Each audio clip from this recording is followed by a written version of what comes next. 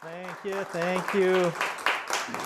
Well, this is going to be an interesting class because normally Ron gives me like an hour and a half to do the entire class. So he's given me the whole day. So it's given me like 3 hours to do this class, which is great because we're always rushing and rushing. So now I can slowly give you the information that you need to be a county volunteer. So the format of this class, as you notice on your table there's a ton of handouts. So I'm going to cover all the brochures, the handouts, and also cover the county volunteer manual. And then we'll take a break. Then I'm going to cover the emergency procedures and public safety issues that we have here in the park. And at the very end of the second half, I hope to take you all on a tour of Placerita. There's so much that you don't see within the nature center. I need to take you out by the amphitheater. Maybe if the Braille Trail isn't so muddied up, we can go down the Braille Trail. But I really wanted you to see the projects that PCNCA has worked with LA County Parks jointly to create some great projects. So we do have some future projects that we're anticipating too. So there's nothing better than showing you what's going on, okay? So in front of you, you see all those handouts. You have my business card right on front. Interesting thing about the business card, you notice I have 2 classifications. I'm a regional park superintendent for Placerita Canyon natural areas. Also, if you look deeply underneath that, it says LA County Fish and Game Warden. And I'm proud of that, very, very proud of that. As a Japanese American, I know I'm the only Japanese American that has worked as a California State Park Ranger and a LA County Fish and Game Warden. So, as an Asian, I'm proud of that, okay? But anyway, it's interesting. It's interesting because when I worked at State of California as a state park ranger, this is back in 1982, the entire department of California State Parks was 90% male. You didn't see a female. You didn't see a minority working for California State Parks. So when I entered, then I realized what was going on. It was actually the 3 resource agencies. State of California has 3 resource departments. So you have California State Parks, you have California, it was called back then Department of Fish and Game, and you had Department of Forestry for the state of California. And it was real interesting to see that all 3 resource departments were 90% male. And this is 1980s. Kind of hard to believe, right? 1980s, and things were like set up so rigid that minorities couldn't get in and females couldn't get in.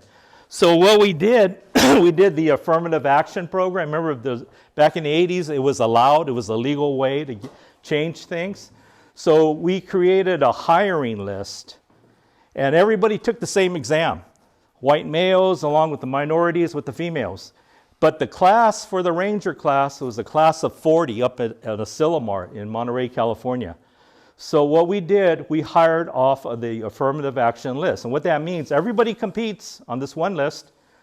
And this other list, the supplemental certification list, we chose 30 of the top people on this list and 10 white males. So the white males weren't forgotten, right? So a class of 40, 30 and 10 white males. And it turned out it was such a great success until they stopped affirmative action in the state of California.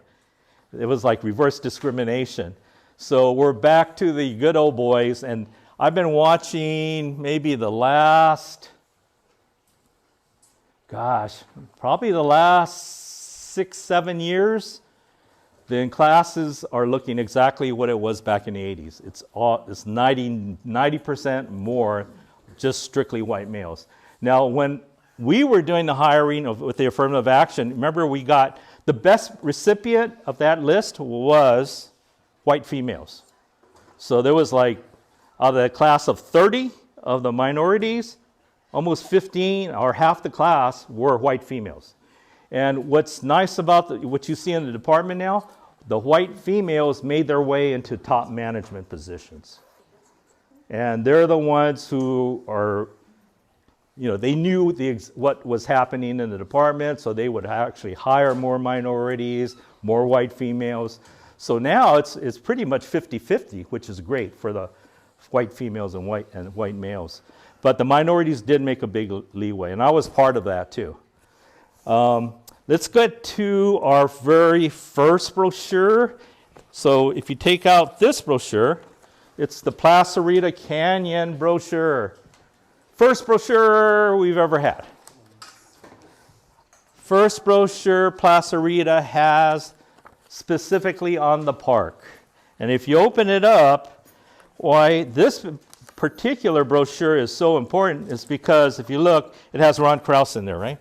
Ron's in there. But no, really, on that site where you see Ron's picture, look right above it. It says on-site programs. The majority or all of these programs are docent programs.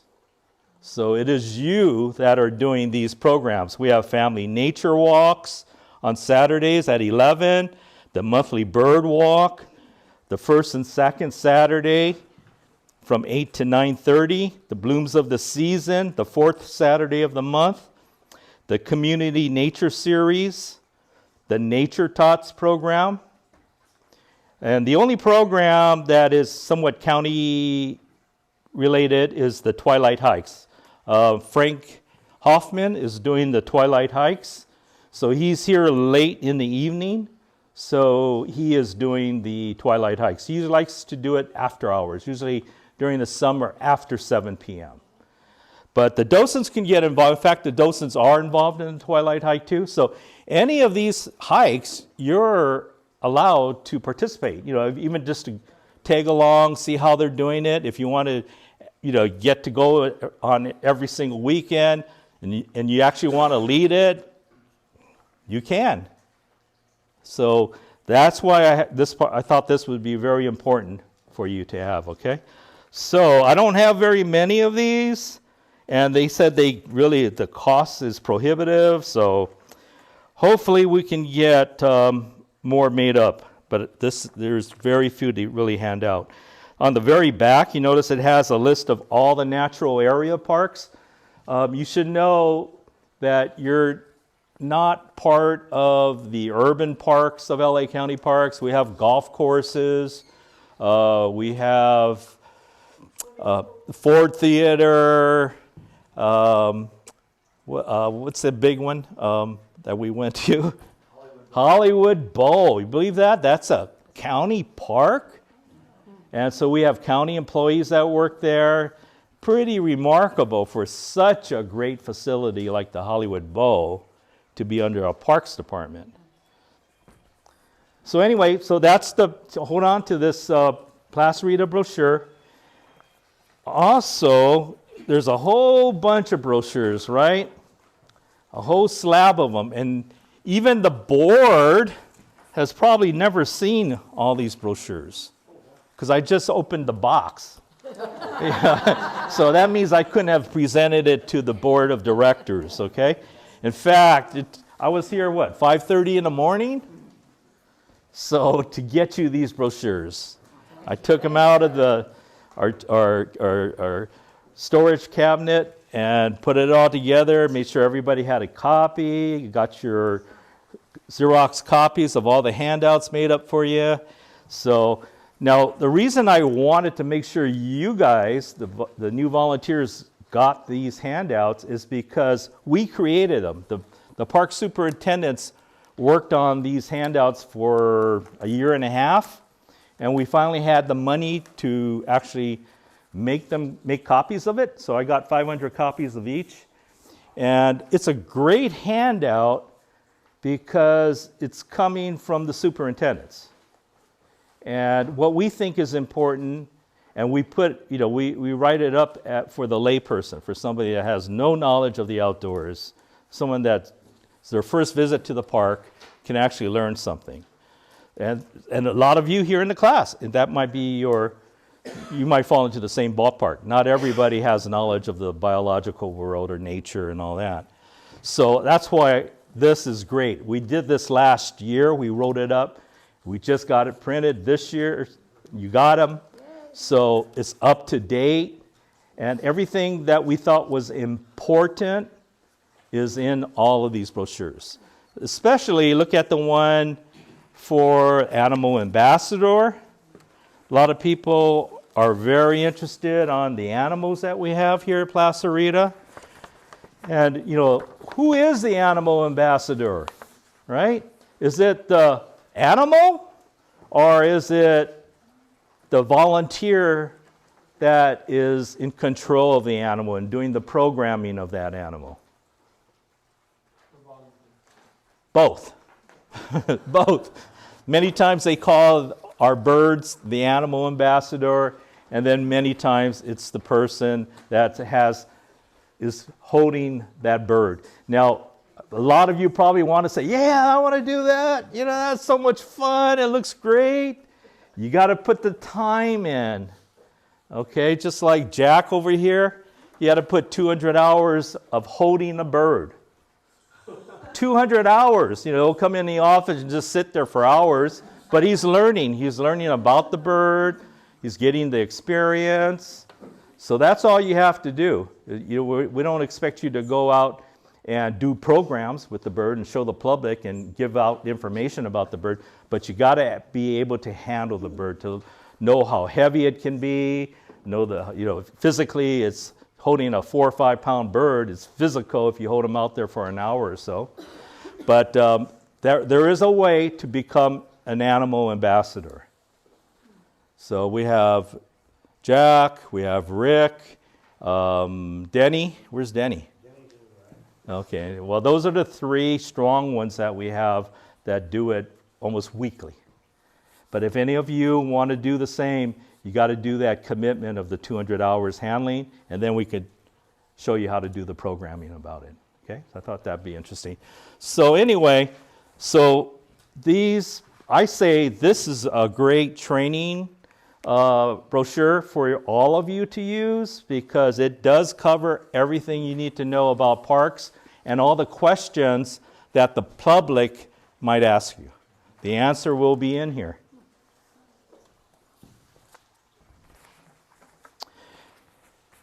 Okay, also in your folders and stuff of that, the paperwork that I gave you, let's go over the first 3 sheets. It's the volunteer application form, the volunteer live scan form, and the volunteer program statement of receipt and acknowledgement. So let me go over all these 3. First of all, I've seen a few of you already filled it out completely. Hold on to it. Hold on to it, because when we do the live scanning, that's when I'm going to collect all 3 pages from you. So just keep bringing these back to class. And I've already made arrangements with Sarah Brewer to do the live scanning, the fingerprinting. I think it was the 2nd Tuesday and the 4th Tuesday of the month of February. So all you have to remember is make sure you're here on Tuesday, because it's going to happen on Tuesday. And what we'll do is we'll be in the other room and we'll be drawing people one by one into the other room. You simply give us your fingerprints, you hand over the paperwork. That's it. You get to go right back to your seat. So hopefully we'll get half the class done on one Tuesday, and the 2nd Tuesday we'll finish up the class. The live scanning is mandatory. They send me the results of that. Very few are denied. If there's a denial, it usually means that the fingerprint did not take. A lot of you might not have fingerprints, and that's the case, right? So we got to be extra careful. We found out a little water or oil on it gives an impression into the machine. So, but it is a requirement. Thank God we're not in COVID situation anymore, because what a headache. There was another 3 pages of paperwork. I had to confirm and see your COVID card. Yeah, it was horrific. And now that all that was over, thank God, because now we can just go down to basics. So you have a live scan sheet. You have an application sheet, which is very important for my records. I keep this in-house, and it lets us know what your special interests might be. It lets us know which days of the work week you want to come in. You want to only come on certain days or all days, whatever. There is no pressure with this volunteer association. You could come in once a month, once a year. It doesn't really matter. There's absolutely no pressure. And if you think about how many are showing up, even on a weekly basis, it kind of shows you the enjoyment that the volunteers are getting from this facility. There is on the back of that volunteer sheet, emergency contact, very important. If your spouse or children, if something happens, an emergency situation happens, I know who to contact immediately, okay? Also, it says photography, waiver of consent. What that is a county thing where if we took a picture of this class right now, you guys agree that we can publicize it to try to get more volunteers for the county or whatever. So it's just a consent of allowing all the photographs that the county takes to be allowed to be published or put on the internet. In case we have that. And now we come to, I want to go over this handout here, the Young Naturalists. So this is another publication that we came up. You know, it's kind of interesting. I've been here for 13 years, and the last 12 years, we haven't had any handouts from the county. Now within the last year, we got bukus of handouts, right? But this is great. It's really for the kids that we give out to the kids. For the kids, we kind of started a stamp program where if all the kids went to all the natural area parks, we stamp it and that they attended or they visited the park, and we give out usually a little badge of the facility. It's a really neat badge. But anyway, I just thought it'd be good for you because it's in simple terms. It's basic, it's for the kids. It's a lot of fun. And so I thought all of you should have this. The reason I'm kind of pushing the lower end stuff is because my experience, let me tell you, back in state parks, as a ranger, I found myself alone in the sense that, for becoming a state park ranger, you would think, that person knows everything about biology, about the natural world, about geology, geography, everything, right? Because you're a ranger. But the reality is that it only took 2 years of college that they allowed you to participate in the exam. So all my years, for 28 years as a state park ranger, I run into all my fellow workmates, and I was a supervisor, so I had to supervise the other rangers.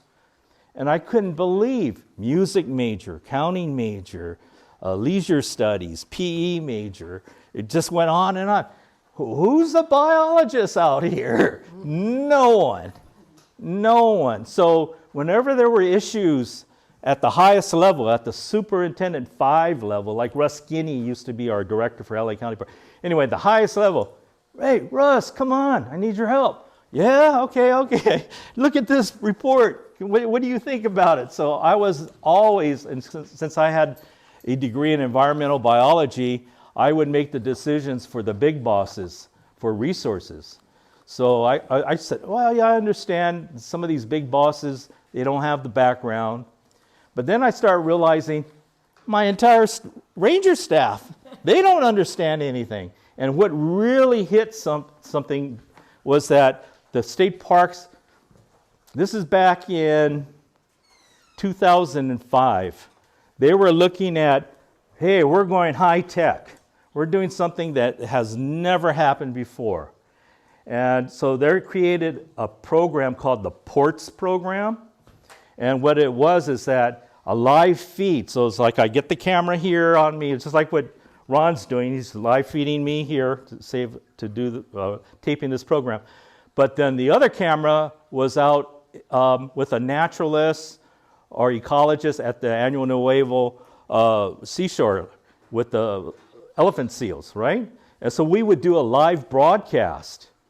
And so they needed somebody to at least teach the kids at the junior high level a little bit about biology or about sea life, right?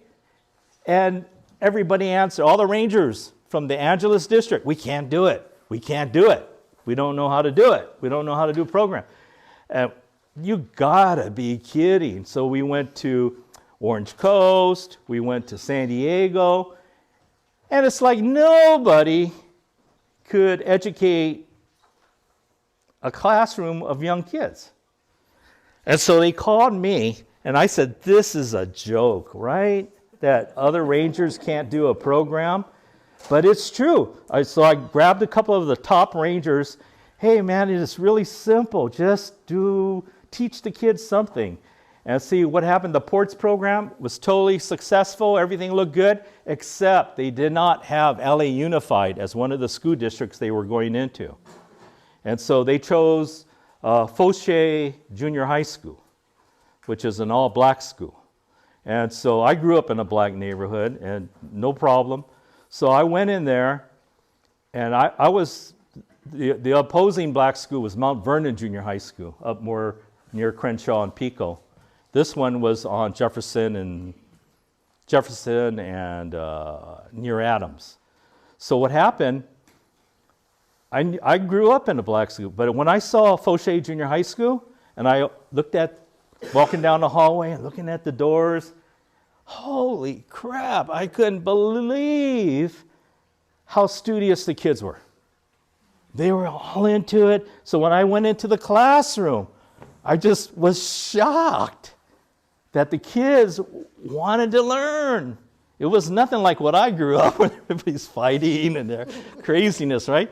They wanted to learn. And I found out is that it was their way in to go to USC. There was an agreement, starting from Fauché Junior High School, that if your kids made it through and were getting good grades, there's an open door to go to USC. Wow, so it just changed the school. But anyway, so I taught them about the pinnipeds, taught them a little about fishes of the Southern California coast and all that. And we did a live broadcast.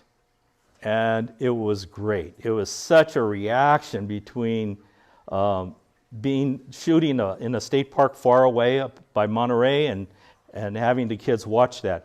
What was even more remarkable, we chose a school up about in the Empire Mines District in the Gold Country. So we got that school to interact with the Fauché kids, right? And then you got to remember, so the white kids up in the Gold District, they would ask questions to the black kids. You guys like country music? And the black kids, there's not one, right? And then so the music alone was like incredible, the difference of, but what a connection, right? That those kids could now interact with the other diverse kids in another part of the state. So anyway, that's the ports. But what struck me was even the professionals that you expect to know the knowledge of the natural world, they don't. A lot of them don't. A lot different for Department of Fish and Game, which you only need 2 years to get your chance to get in the door. But it's like if you don't even have a master's or PhD, you don't even work for Fish and Game. That's how tight they are. They're so small. And I worked for Fish and Game too. and very conservative environmental group of individuals are working for that department. There was only, and also, what was it? I was talking to Sal about careers, right? I was the chief recruitment officer for state of California for the State Park Ranger series and the Lifeguard series. And so I was the head person. I hired about 60 state park rangers, and the majority, I was very biased.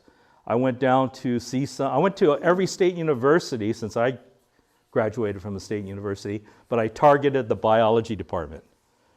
And I had to always talk to the biologists. Yeah, you have to wear the badge, you have to carry the gun, you got to go through a 6-month Peace Officer Academy. You will be the highest ranking peace officer in the state of California. PC 830.2. You have full powers of arrest statewide.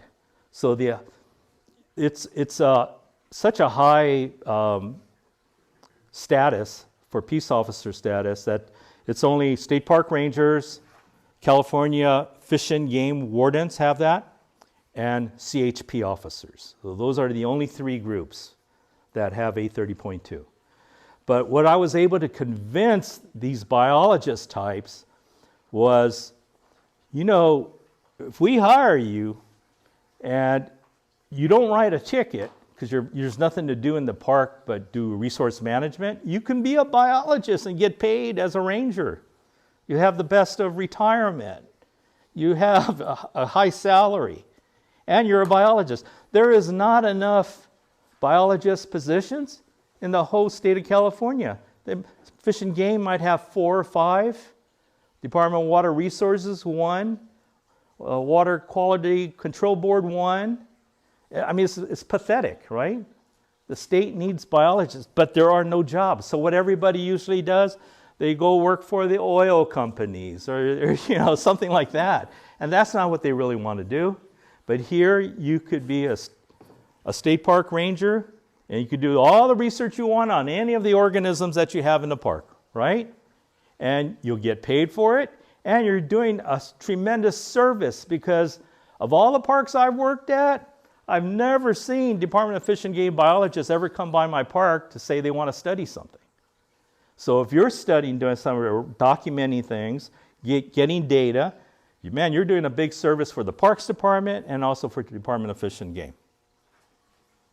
So anyway, so that's why I bring up that we need to start from the very bottom. Like, we have no knowledge of the biological world, and that's why I think these handouts will really help you. That activity guide would really help you. So if you could see it from a child's level up, it's all, you know, it's only one way up, right? So the natural road, you can't fake it. So either you know it or you don't. Or at least give it a try, or at least tell the visitor that you're going to research that for them. You try to give them back an answer. So there's a lot going on. You know, we just got Wi-Fi into this nature center recently, and we're looking at doing some creative Wi-Fi projects. There's one where you could take a photo of any plant or any insect, any animal, and you'll get an answer like in 15 seconds. It goes straight to the Natural History Museum, and they will identify it for you to genus and species. So that's a source. If you have your phone on you now, you can get that answer to the public at any time. There's another program where they're looking at doing a little mini tour just within the park, around it could be within the nature center, it could be on all of our trails, or wherever Wi-Fi can reach. And fun activity, great for kids to do a little hunting around and finding things on their own. And I am getting like, how many I ordered? I think I ordered like 3,000 stickers, another 3,000 Placerita badges. So there'll be like rewards for those kids completing the entire project. So that'll be fun. Now you see that there is a map, right? Take a look at the map. And what I did on your map, I outlined it, the boundary. See where the real dark line is? Kind of looks like this, that you see in chartreuse here, highlighted. So that is the boundary of this park, of Placerita Canyon Natural Areas Park. And it's unique in its shape. See how narrow it is in the middle? And it opens up at the Walker Ranch area. So a couple of things interesting about this park is that, one, look where the nature center is. It's not even in the boundaries of the park unit, right? It is on the property of the Angeles National Forest. Okay? So you know where my desk is in my office. I'm looking out my window and I see guys in uniform from the Angeles National Forest. So they come into my office. And I said, what you guys doing out there doing that? They do a survey all the time. Yeah, we're checking on the property right outside your window. But this time it was different. So years ago, it was before Trump came into office. They would say, hey, Russ, they would talk to me and everything. It's $1 a year. Yeah, I know that's fine. We'll pay for that, $1 a year. Then they started to come in and they changed everything. The National Angeles Forest Service, we want fair market value. Fair market value? That's never happened before. It's always been $1 a year. No, we need fair market value now. Well, so I sent everything up to the office, the main office. Then these guys come back again. Man, we tried everything. We called, we went over to your office. No one's answering back to us. Absolutely nothing is coming back to us. We need to talk to your higher-ups. And the higher-ups were totally kind of avoiding the situation. And then I didn't know what was going on until they told me, Russ, we're going to get you 5 electrical stations to recharge electrical cars out for your park. You're the first park to get this. So we were having meetings after a meeting every month for over a year. It finally came down to it that, I wanted the electricity that's coming is from the roadway right above here. So right up on, if you look up on the roadway, that's where it's coming from. It's coming down into our maintenance yard, and then it's going out. So this is the start of this high power line for the electrical charging stations. So I said, put it right here. Put it where the electrical vehicles are allowed to park, right? We have 5 parking spaces here. And then the head guy from the department that's been dealing with, he's from planning, he's been dealing with the Angeles National Forest. He says, absolutely no. These charging stations are going by the creek. By the creek? You got to be kidding. High power electrical stations, that creek overflows. I've been here when that creek overflows, right? No, big old fight. He had the final word. That's where it's going. I said, how can you be kind of stupid? But, why? What's the reason? I don't want to deal with these people, the National Forest. I don't want to deal. Why? Because where you're asking is not on the county or the state's property. It is on their property. And I don't want to deal with them. And then it slipped. You think you have it bad here in this park. He told me that Devil's Punch Bowl, which is another natural area park, that whole park is part of the National Forest. So it's like, caught us in a jam. So anyway, good thing. It was so much turmoil, so much in-house fighting, they got rid of the electrical charging stations. Yeah, big mistake. They should have done it maybe at Hart Park or something, where it was a lot easier, but in a natural area like this with a creek? No. Another thing to notice that a lot of people forget or really don't see it is Placerita Creek runs from one end of the park all the way to the other end by Walker Ranch. We're the only park that has a creek running 100% west to east. Okay? That's significant. That's riparian habitat. Other parks don't have to deal with a creek running through their park, right? And I have all these things. The canyon trail gets flooded. It's underwater because of the creek. And it's got to be... I mean, it's a long story of how many years I've had to fix that thing. And the last storm that we had last year was the worst, where it filled up the entire canyon so high, it put the trail underwater, and it eroded all the sand and debris out of that area. So you're left with nothing but boulders, right? Good thing is that I do have a plan to reopen the canyon trail, and it's at about the halfway point. It's a little less than that, about the mile marker, where it crosses to the other side. If I can open up the park there, at least it's a mile for the hikers, the mountain bikers, and most important, the equestrians. I was ready to open this trail December, before the rains hit. And Kim brought up one big deal, and I did say, yeah, she is correct on that. It can't be open unless the equestrians, for the horses to be safe on. And the horses are not safe riding on big boulders or slippery boulders with horseshoes. So the mile marker, I did clear it with the trail boss, Lucas, and I cleared it with Brian, our top maintenance guy. So they're all in agreement, and I'm in agreement. So right now, today, the LACCs, Los Angeles Conservation Corps, are out there.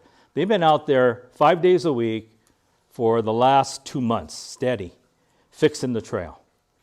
Now, from the last couple of rainstorms, they had to redo everything they did again. But they're out there, they're fixing it.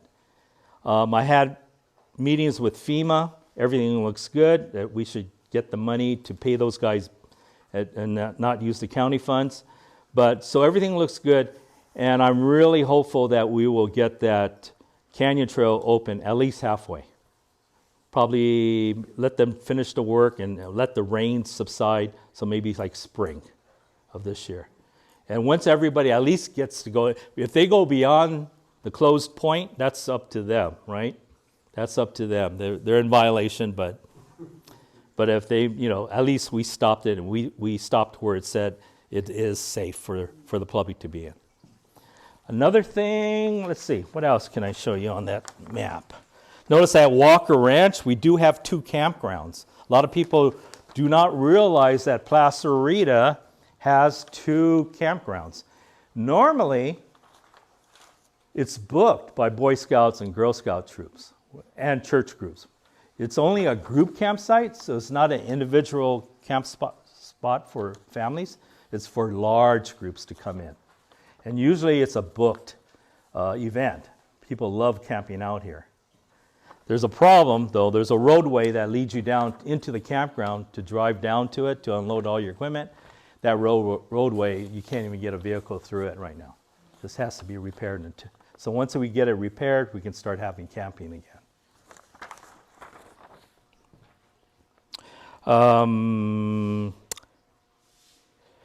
Little thing about the property. So the property you see, the park itself, it is actually state park property.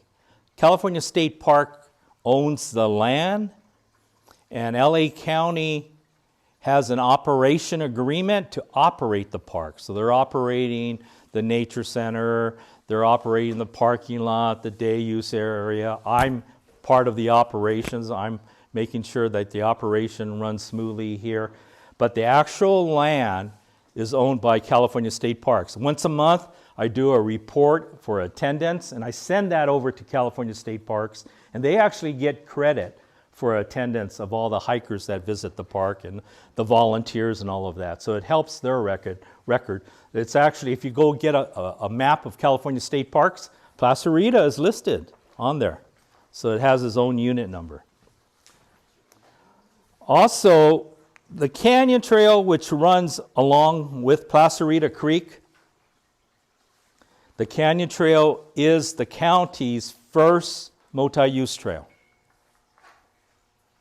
So we had a regional manager, Hayden Sohm.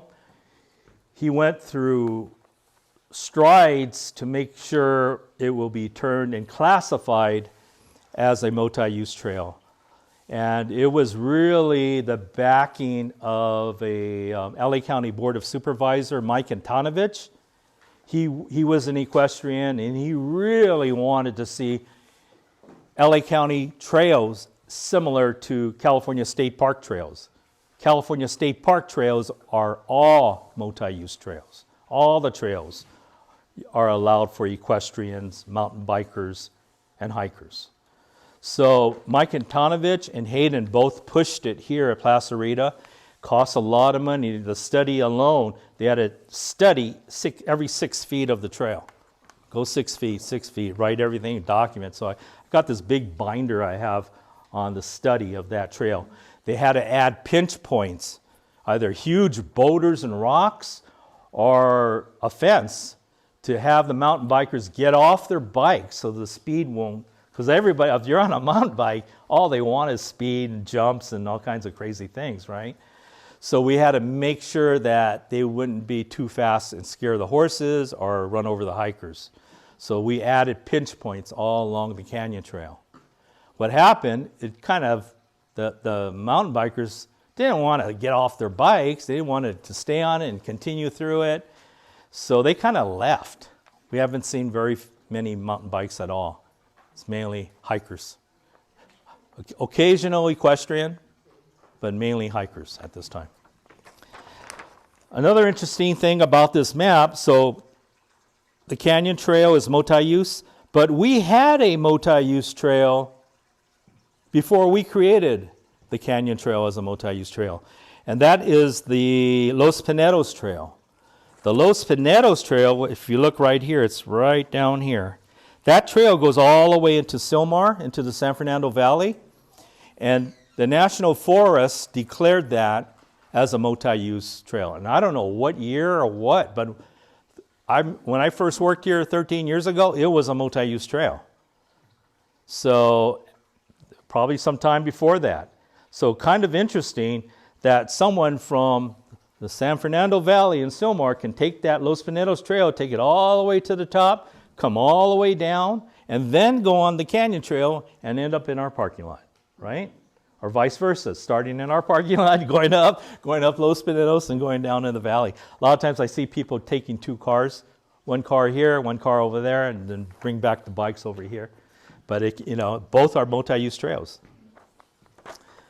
I do not take responsibility of any land outside of my LA County park system, because I'm hearing tons of downed trees, tons of graffiti, no signage, people are getting lost, because I haven't seen a maintenance person for the Angeles Forest ever stop by or come out or take a look at their property here. So it's overgrown, it's a mess. I do take responsibility of the county property. Ron is probably my best person that reports to me all the graffiti. If he sees any graffiti, he reports it to me. I let the LA County Parks Bureau let them know, photograph it, take it. I don't know what they do with it. They document, they have some kind of record. They seem to know certain gangs or whatever. But if you guys are out there and you see graffiti, get your cell phone out, take a photo. You have my card. You could send it to me on my card. You could just let me know in the office, show me the picture at my desk, and at least record it. More documentation, the better. We're noticing a lot of this blue graffiti. I don't know if it's the same gang or somebody that loves to use blue paint. Seems to be all over Placerita. But it's just something to think about, though. As a volunteer, you could help serve me with your eyes and ears in the park.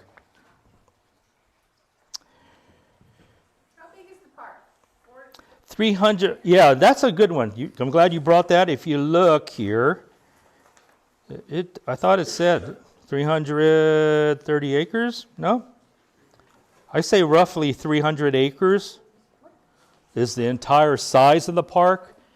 A lot of parcels are owned by private individuals. One person by the name of Mustafa owns quite a bit of the property.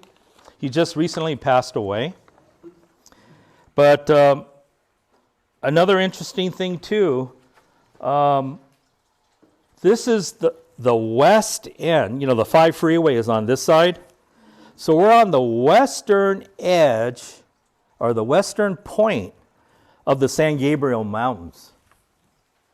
So all the way by Eaton Canyon and further east, that mountain range, we're at the very tip of it, at the very end of it.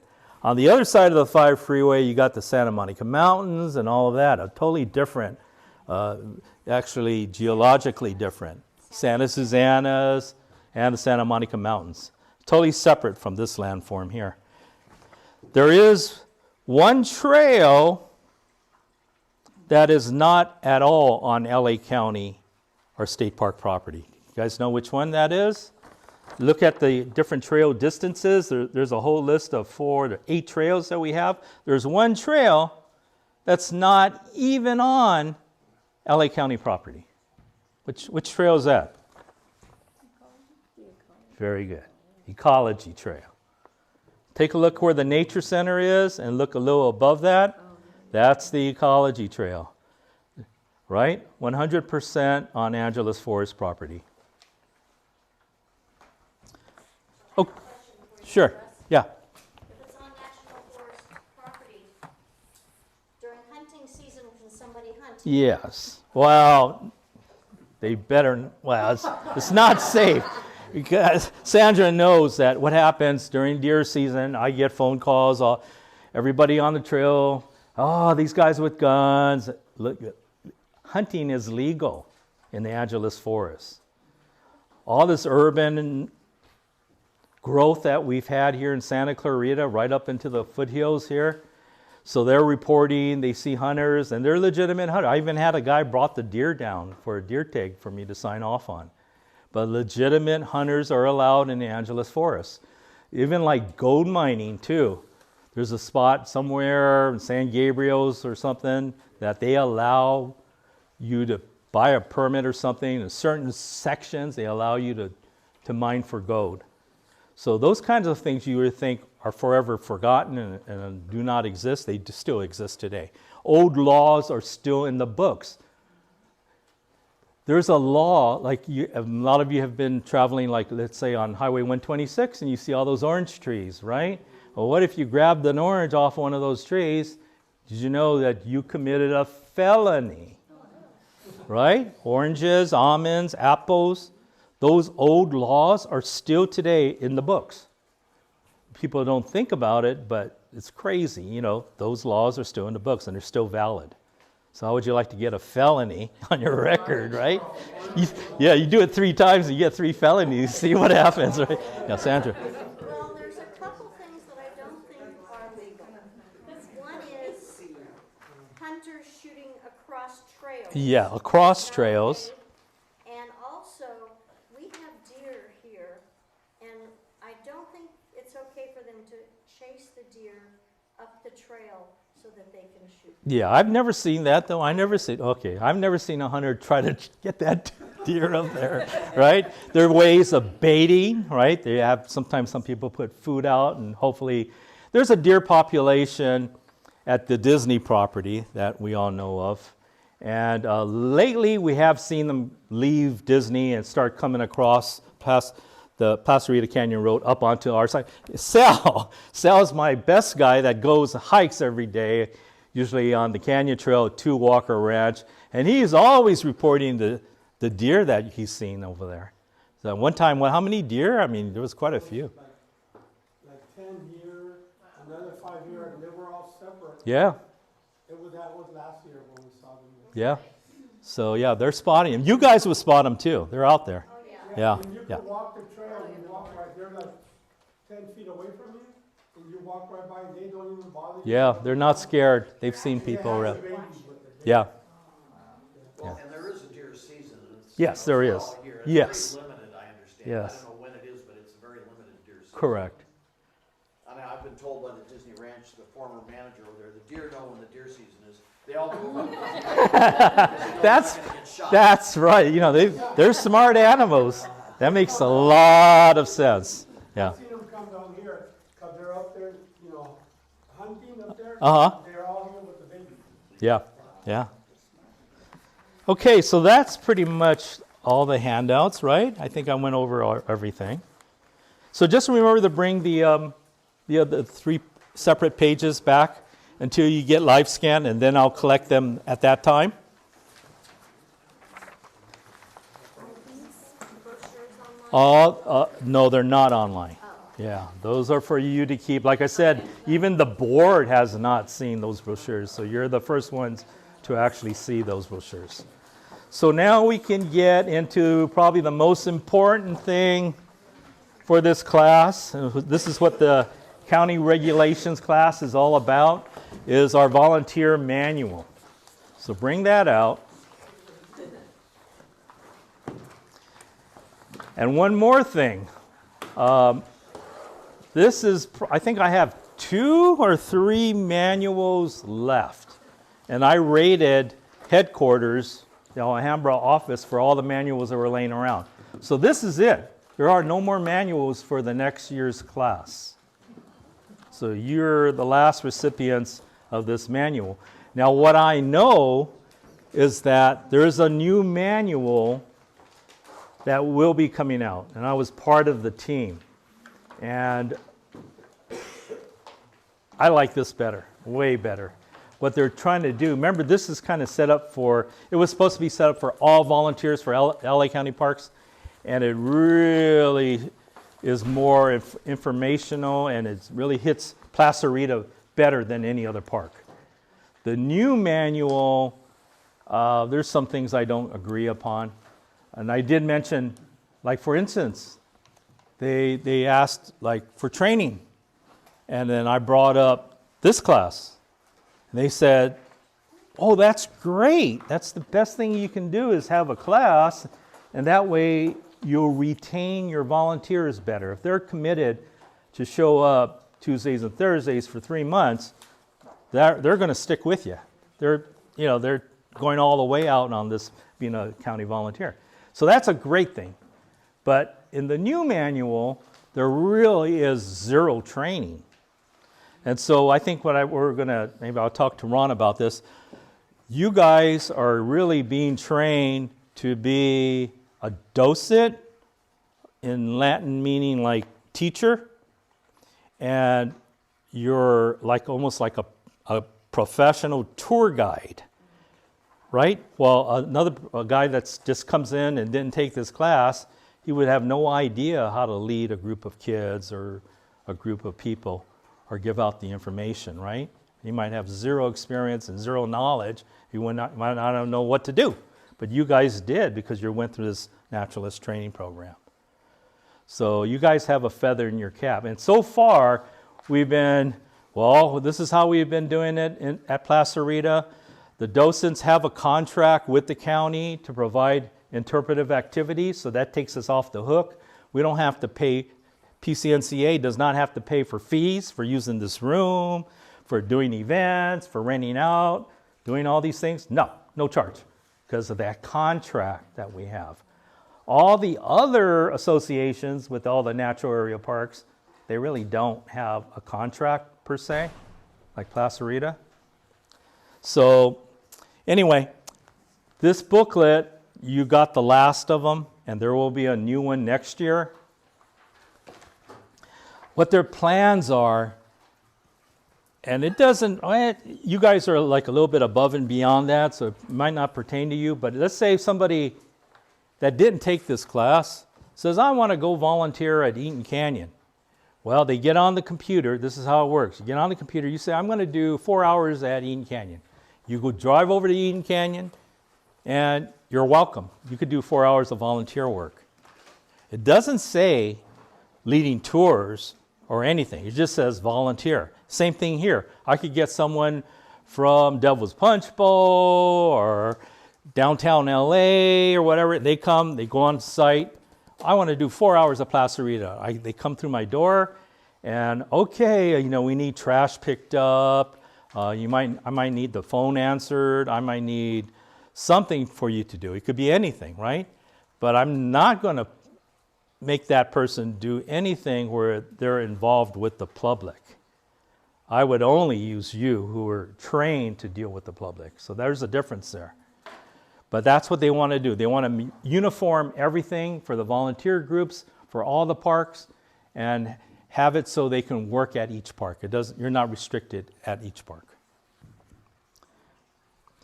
Now this manual was created by Manny Marino. He's no longer with us. He went to libraries, LA County Libraries, and he created this manual.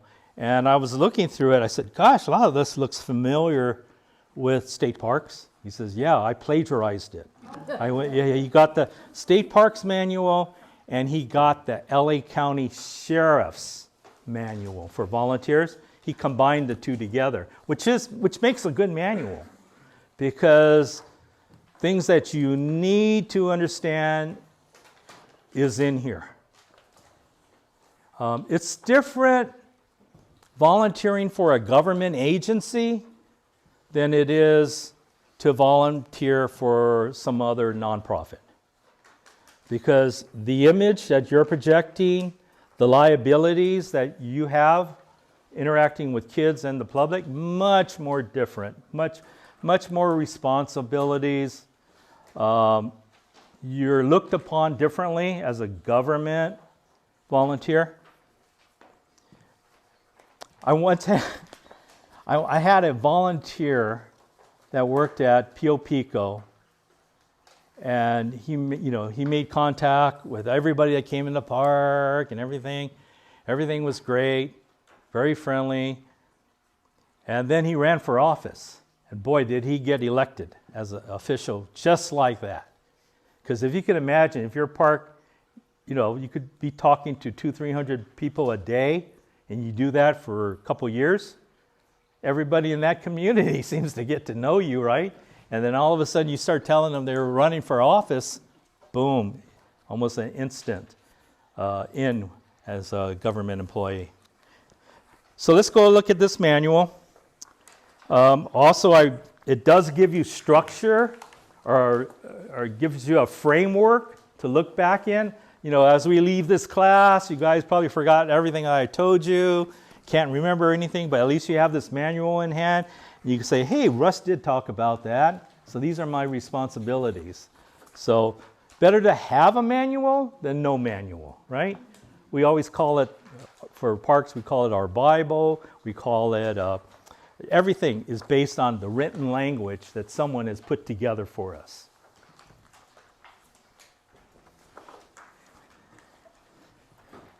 On the very first page, I like to read to you from Russ Guinea, our previous director, because I think very highly of this man. He was my boss when I was at state parks. I used to work for him back then, and when I moved over to the county, he was my boss again. But he writes in it, making ourselves the most courteous and effective public servants that we can be. And that reminds me a lot of him. Because this guy, he always intervened. He was the head superintendent for the Angeles district, which covered the entire Santa Monica Mountains. And he would always make himself available. He was always great with the volunteers. And it's just like him, making those statements like that. When I worked for him, he was always on my trails at Will Rogers State Historic Park, always hiking. The only thing about him, he was very, if you didn't have to get this, these buttons right here, now they sew the button on the outside of, you don't have to button it, but if it wasn't buttoned up and you didn't have your ranger hat, he'll write you up. That was the only thing he was really technical about, right? Other than that, he was a great guy. So let's go over to the volunteer mission statement. The volunteers, that's page 5. Let me see. Now let's go back to page 3, table of contents. Pretty good table of contents, covers everything. The introduction. Okay, introduction. The success of the volunteer program depends strongly upon the ability of the department staff and volunteers fostering and maintaining a harmonious working relationship.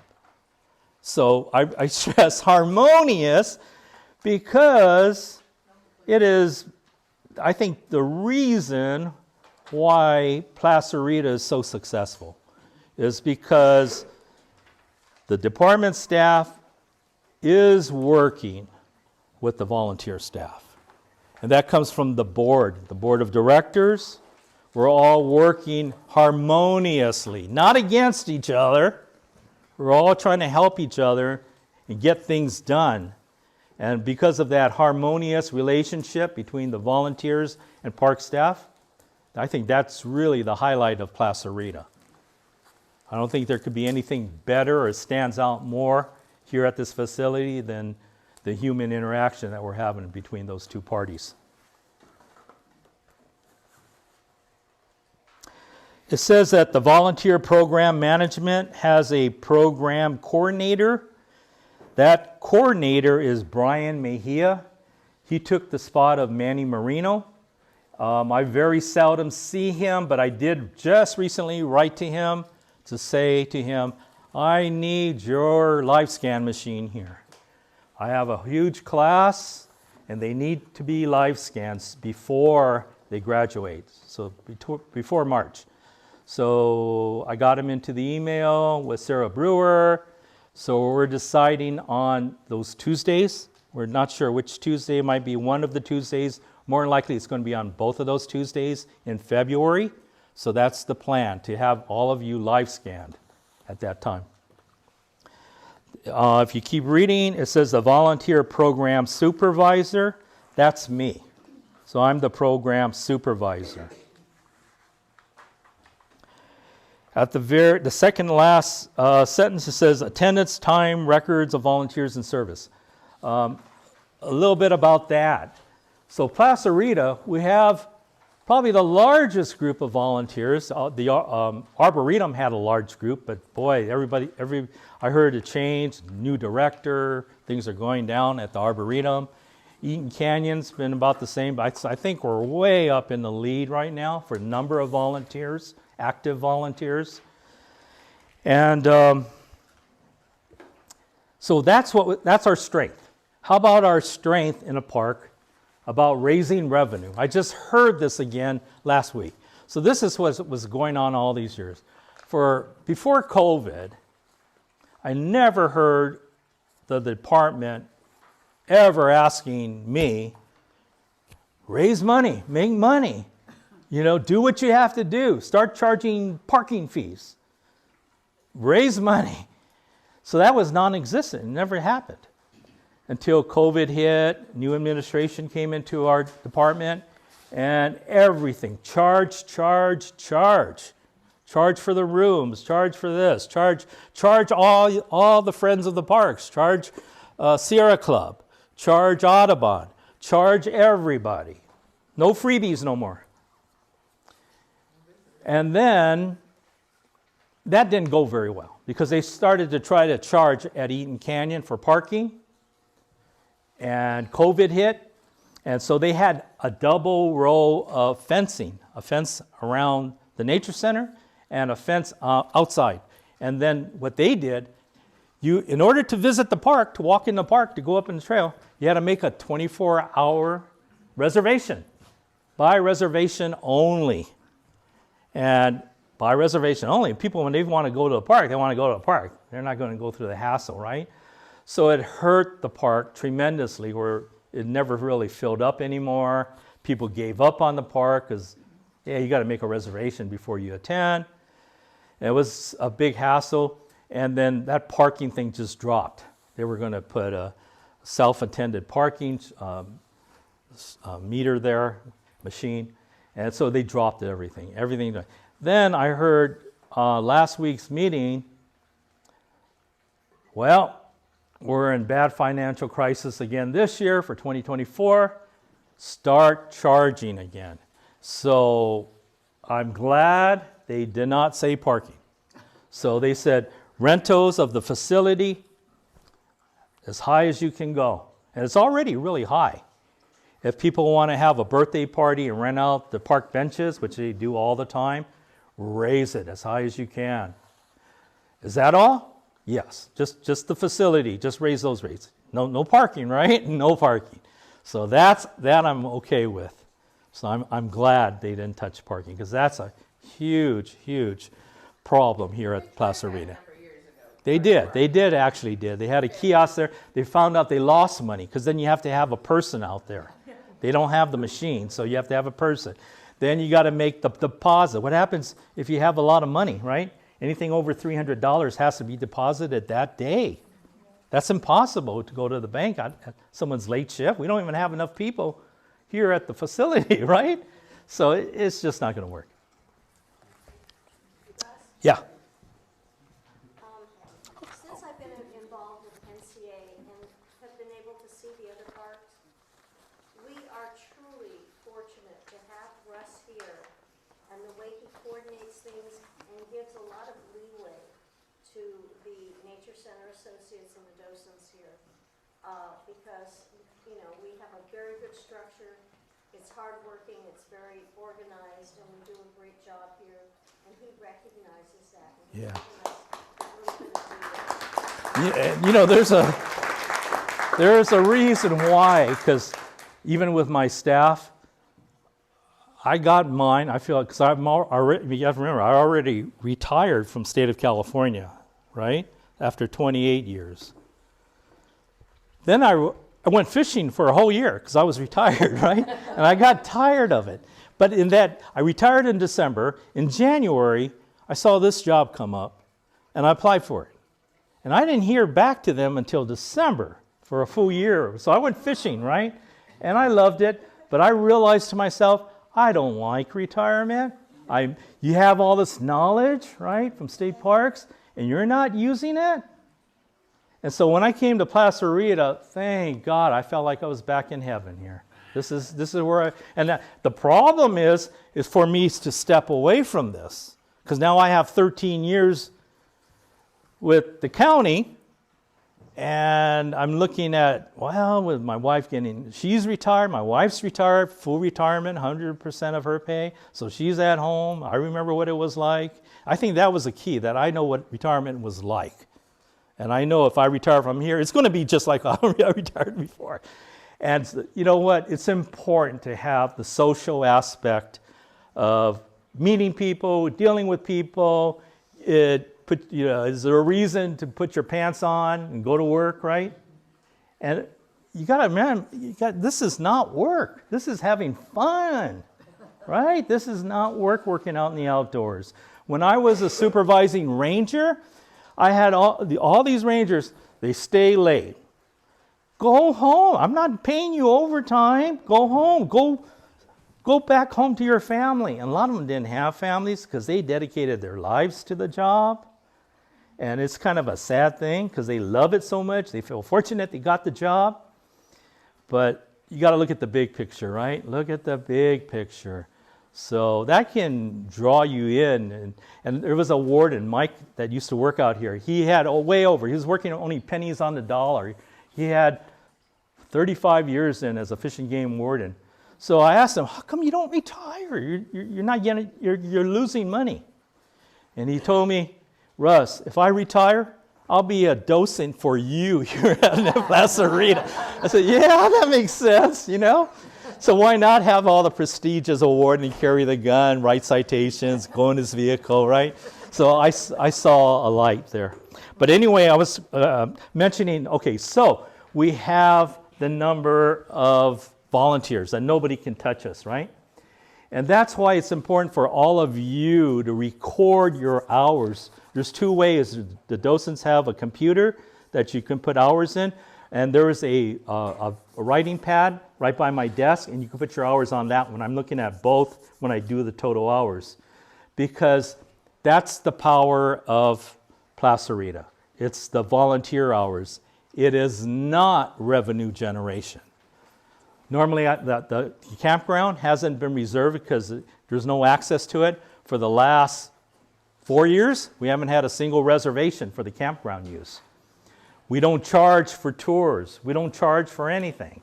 We do charge if there's a rental, but very minimal. So, hey, Russ, it only shows you only made $1,000 for this park for the whole year. You know, your staff is way, you're out of balance, right? But we have all of you. So what I do is that I actually record your hours that you put in. And just think about this class alone. With these many number of people, and you put in, 3 hours, so 6 hours a week? The value is $30 times $30 an hour. So that goes into my monthly report. So that's where the value is.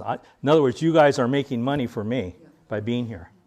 So I'm not a money-making park, but I sure am for employees. You're kind of the state used to call all volunteers non-paid employees. County is kind of twisted. It might be that one time and you talk to them later, you're just a volunteer. But your hours are being counted for a monetary value. And I do that. So it's important to always put in your hours. Let's go to the next page, page 5, volunteer mission statement.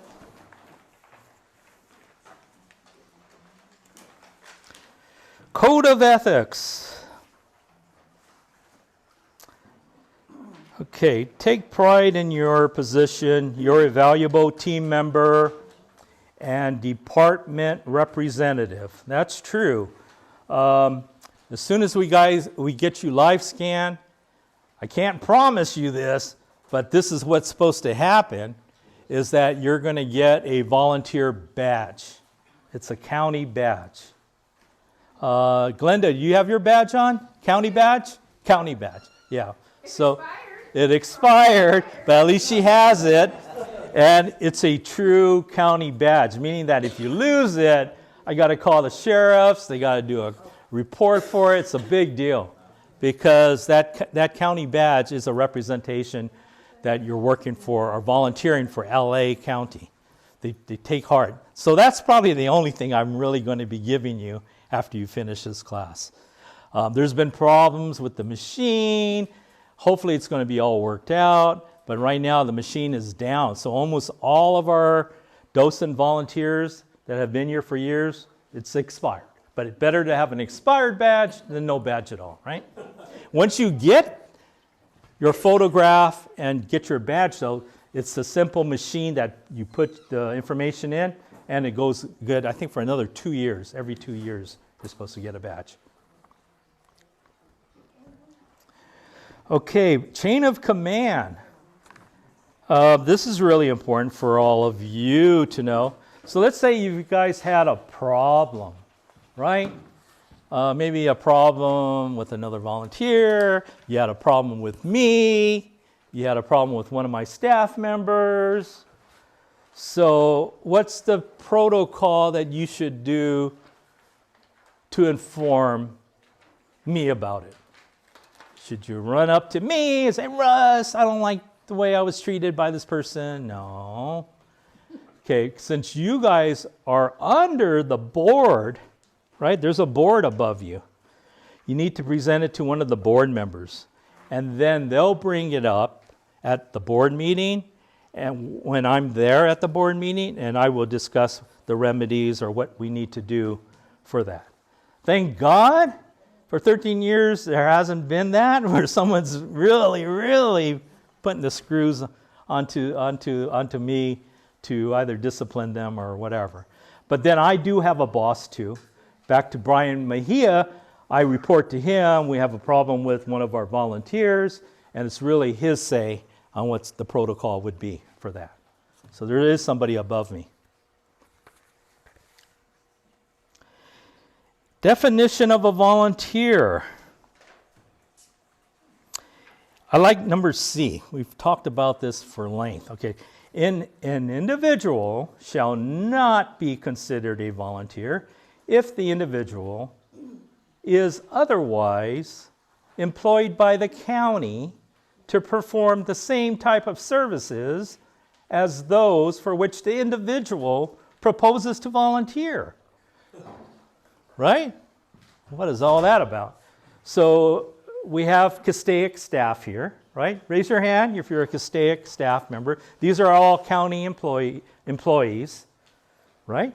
So they're taking this class, and then what if they said, I'm a county employee, but I took Russ's class, so I also want to be a volunteer here at Placerita.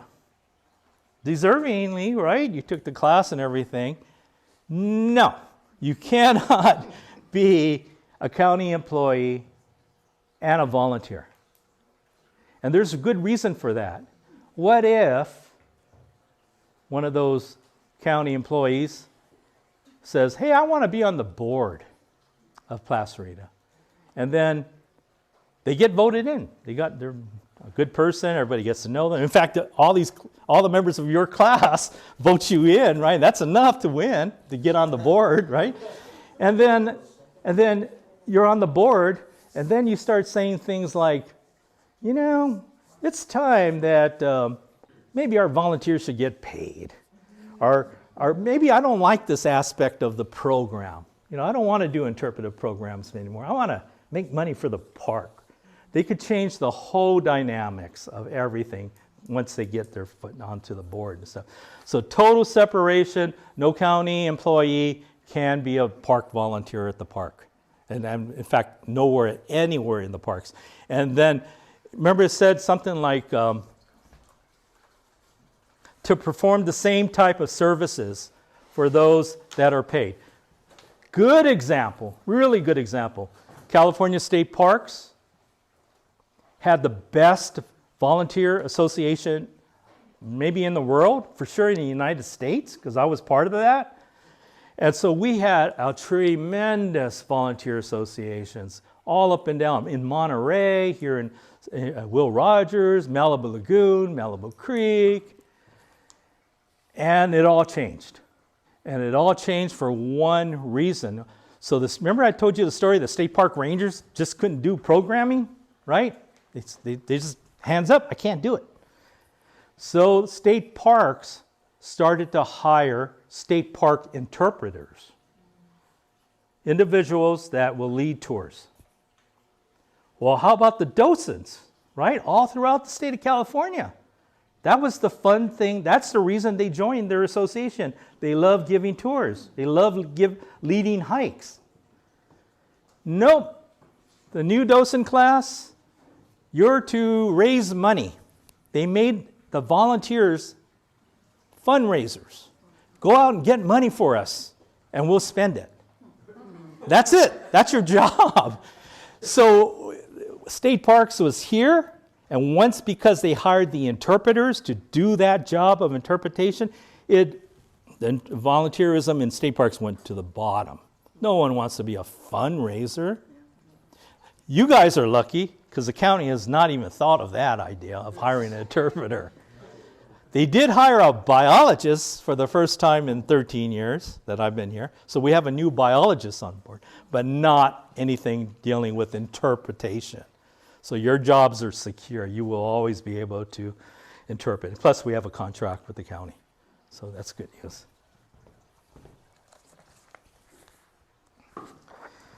Let's go to page 7. Approved volunteer opportunities.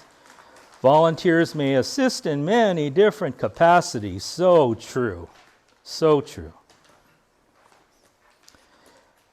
The third line, special program volunteers include mounted assisted units, trail maintenance and surveys, nature-centered docents, all of you here today, arboretum and museum volunteers. So the two, nature-centered docents and museum volunteers, pretty much alike. That would include all of you here today. Special event volunteers, nah. So what's nice about PCNCA, you could be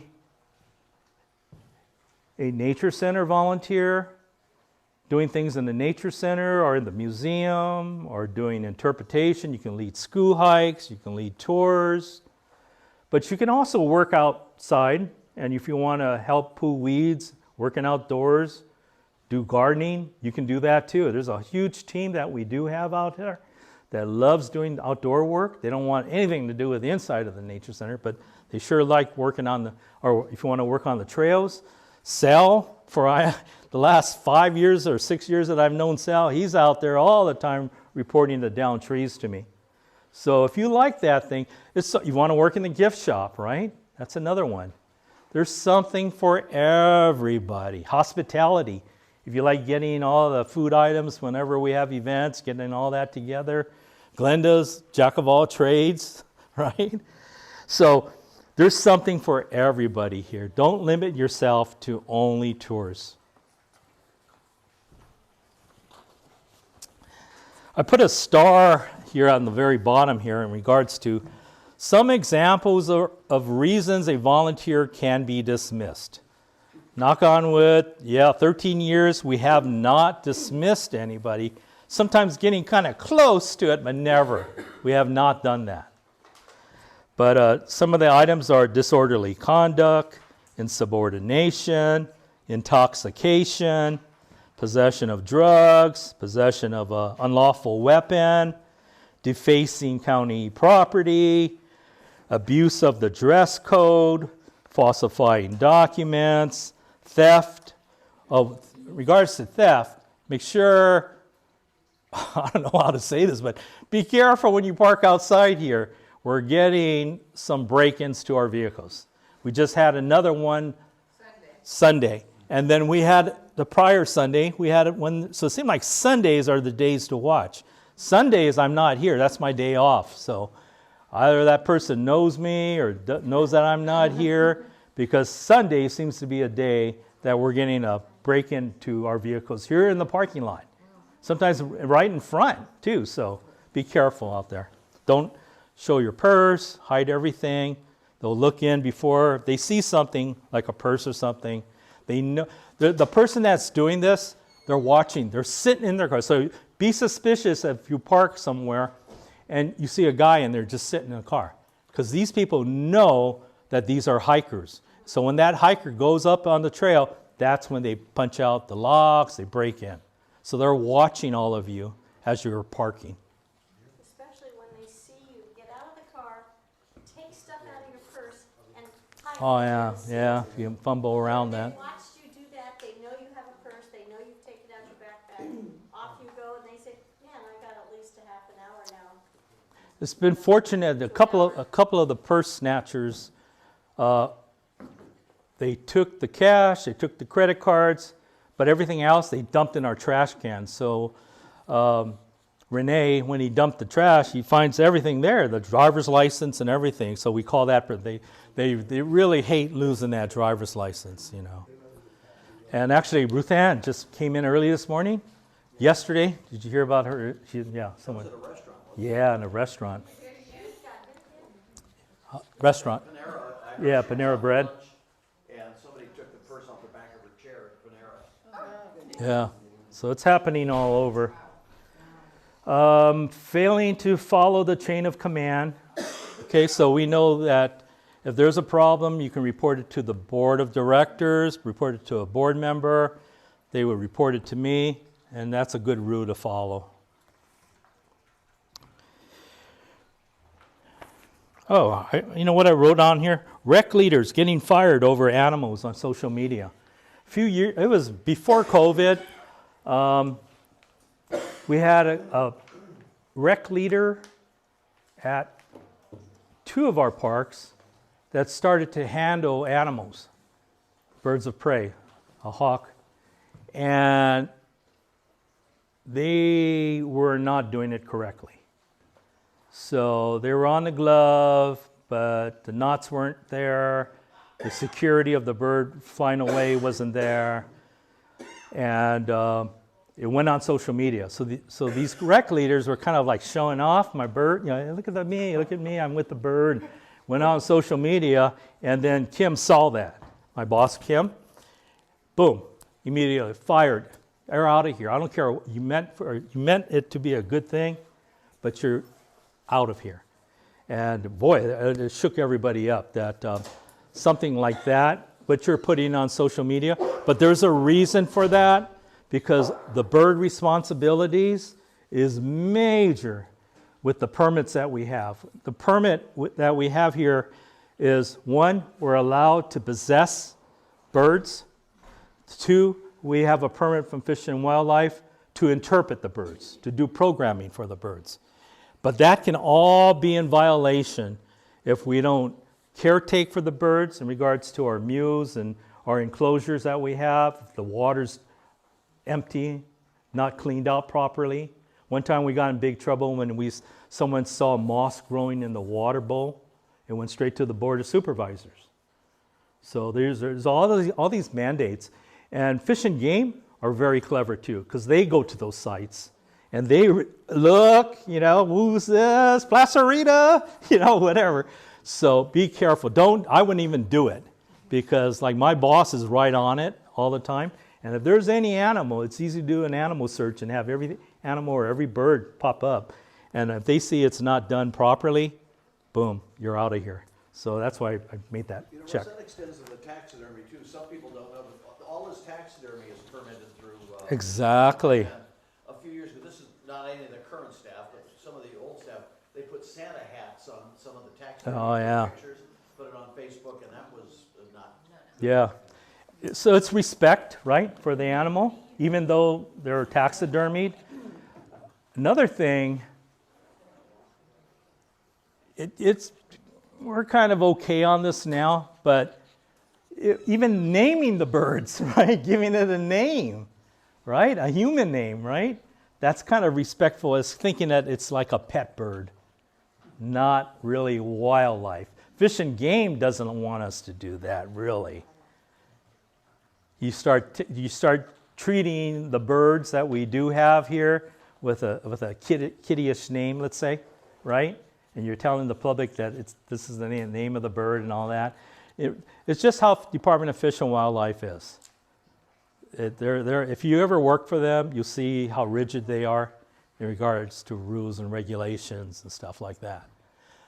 You notice you don't hear too much about Fish and Game other than there's a bear contact, right? Then all of a sudden a warden goes out.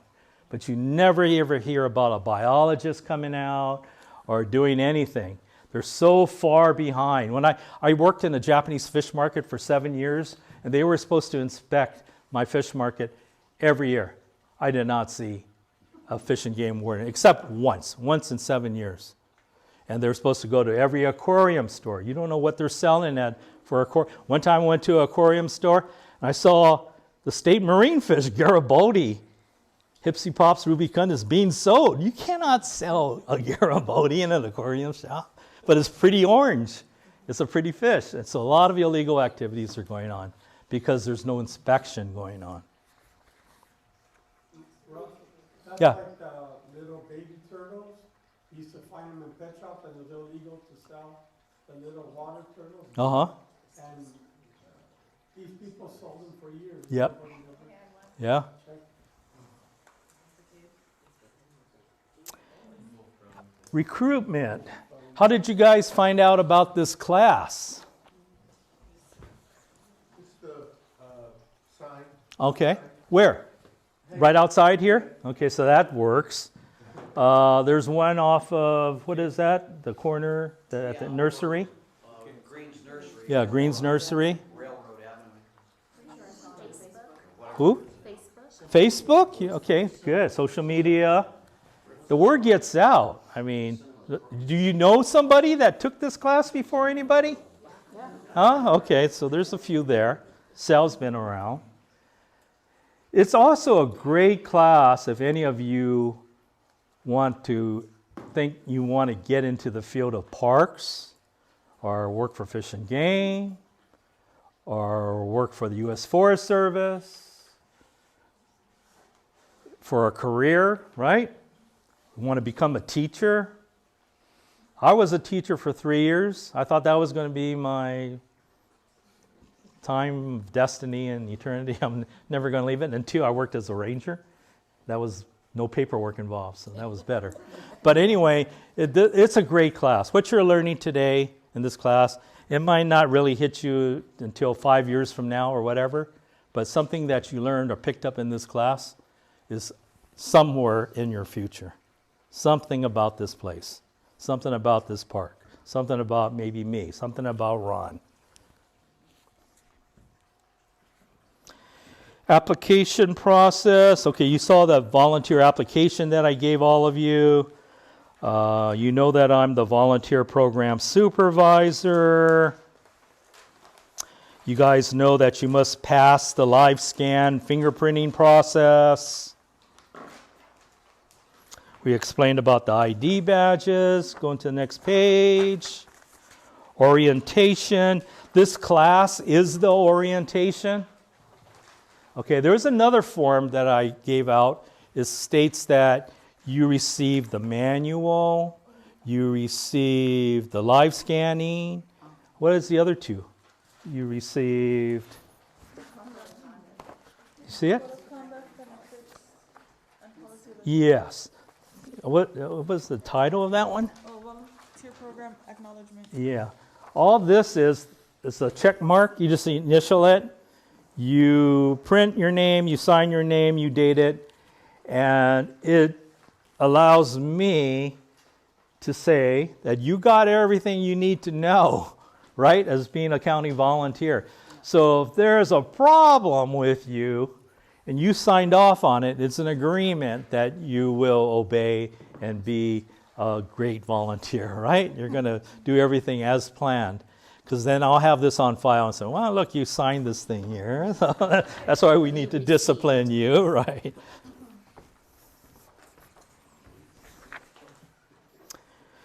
ID cards. You guys did take photos with Jim Crawley outside, right? That is for your photo ID cards. So I think we should be able to get those for you. The machine's down. The machine's down at this time, but they said they were going to fix it. The live scan machine, I heard that it has been fixed, and so that's why I was able to make arrangements to get all of you live scanned. But the photo ID cards, like I said, it's a nice thing to have. A lot of our older volunteers, it's time for a new card, senior volunteers, because it means, it has a lot of meaning to it, right? So hopefully we can get all of you your volunteer cards. I already mentioned that you need to do a police report if you lose it. I'm not worried about dress code. Haven't seen any problems with the dress code. Media contacts. That's a good one. Let's say the Signal contacts you, or SCV TV, or you do something on Facebook. You should really get it cleared with the board. If there is something where you feel you're knowledgeable about and you want to do an article with the Signal, they usually call you in advance and talk to you about something. So there's always time. You can talk to me, right? Hey, Russ, is this okay if I do this article for this newspaper or blah, blah, blah? And then I'll go over all the rules and regulations. So do that before, because usually they'll entice you. I want to speak to you now. I don't want to get myself in trouble, right? So talk to me for approval. Talk to Ron. Talk to the board. A lot of people you can talk to before. Excuse me, Russ? Yeah. What is our official title according to the county? I remember you told us in this class when we took the class. Non-compensated county. Yeah, that's what we're jumping into here. Non-compensated county. Yeah, remember I told you that we used to be called non-paid employees. Non-paid. You're an employee, but you're non-paid. Okay, we'll talk to you about the importance of your time, right? Of recording your time, either on the sign-in sheet or the computer, especially for Placerita, because we do not raise much revenue. So if you don't raise much revenue, you better have a large volunteer group, which you could substantiate. Your value time of $30 per hour is worth something to the county. Also, we're very fortunate to have a lot of visitors. I do a visitor count, and those are the three aspects that they're looking at. If you have a park and there's nobody coming to your park, 0, 1, 2, right, versus hundreds a day, that's a big difference. Something's not working if nobody's coming to your park. So visitor attendance, volunteer work, and our money, or bring in the revenue.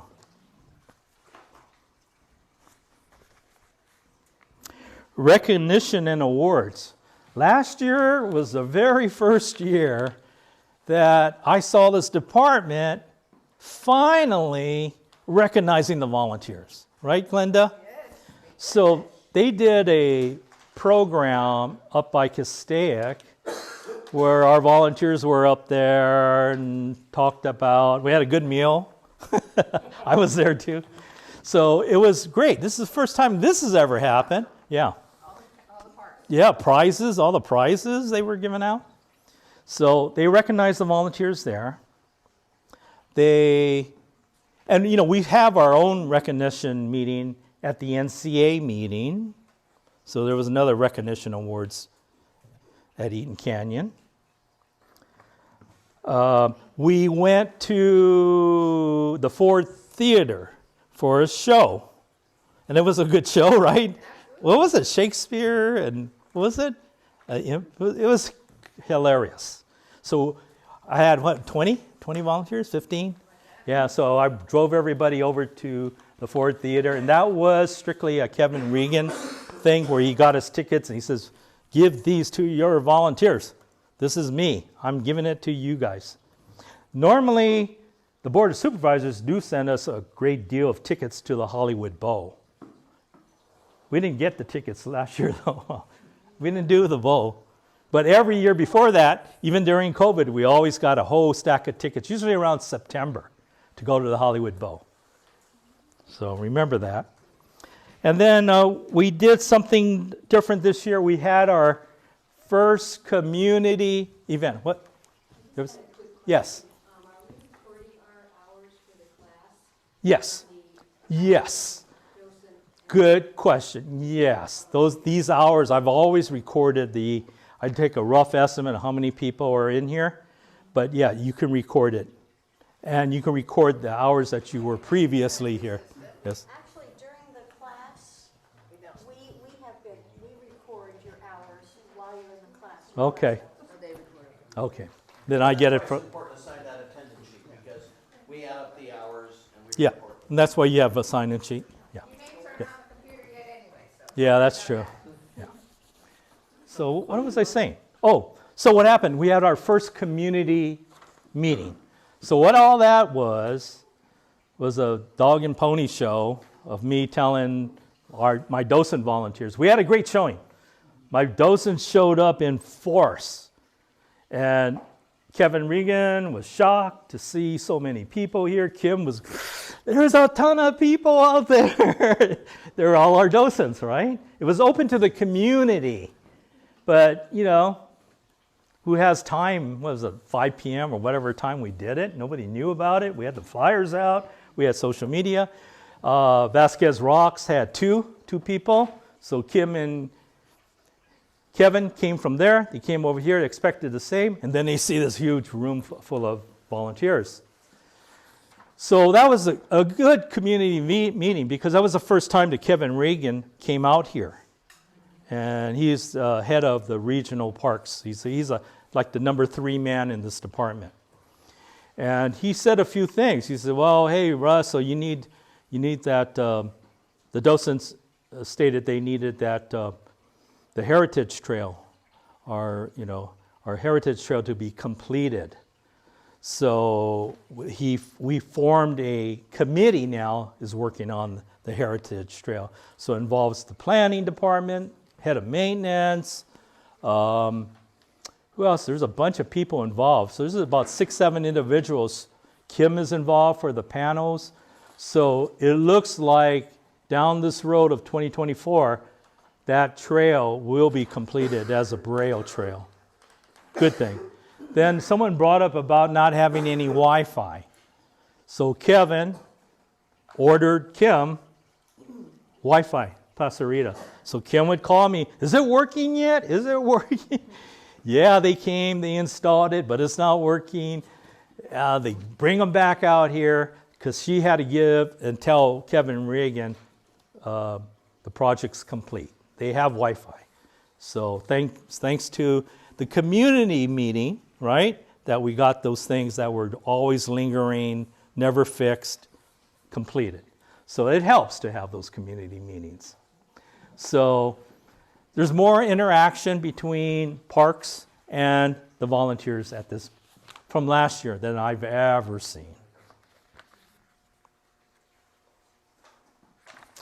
Also, it's something to recognize about the volunteers that we do already have here. Remember when you guys go take the break and you see all those plaques that are on the wall, the recognitions and awards? We have 5 individuals that have won the Volunteer Year Award for all of LA County, not just for this department.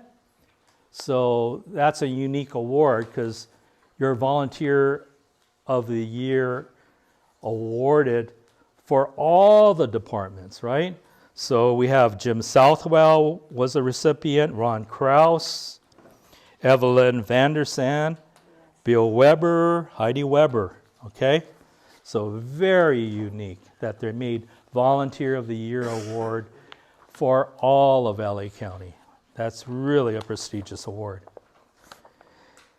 County Insurance and Indemnification Program. I still don't really understand it, but it's something like, if you get hurt, you got to use your own insurance. Whatever it doesn't cover, that's when the county will step in if you got hurt on the job as a volunteer. So it's above and beyond. It doesn't pay for everything. It might pay for the deductible. We also have insurance through NCA. I'm not exactly. Yeah, that's different. Let me explain that one. That's board insurance. So when I first worked here, every state park, the board of directors, I made sure, get insurance, get insurance, get insurance, get insurance. I'm telling all the board members, and there was a cheap way of getting that insurance through a historical insurance plan. One of the historic parks had this type of board insurance. The reason why, so many times that when someone claims an injury in the park, the lawyers sue everybody. They sue the workers, they sue the fleet, the vehicles, they sue the state, they sue the feds, they sue the city, they blanket, hopefully trying to get a little bit from someplace, and they sue the volunteers. And so how bad would it be that you're on the board doing a great job and serving the park, right? And someone puts a claim on you and you're being sued and your house might be at stake. You're an owner of a house and that lawyer wants that money of your house, right? So this insurance protects the board for damages with the volunteers doing something bad or the public doing something bad to the board or to the volunteers. So it's total protection for the board. That's all that's about. So NCA, which covers all the different parks, all the boards of the park have that insurance.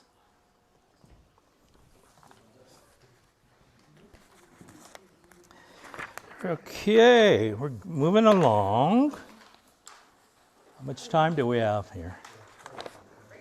Okay, yeah, getting close. I got a few more things, I think, in this manual. Equity training. This is real important to the county. Basic stuff, equal opportunity employment opportunity, sexual harassment prevention, diversity.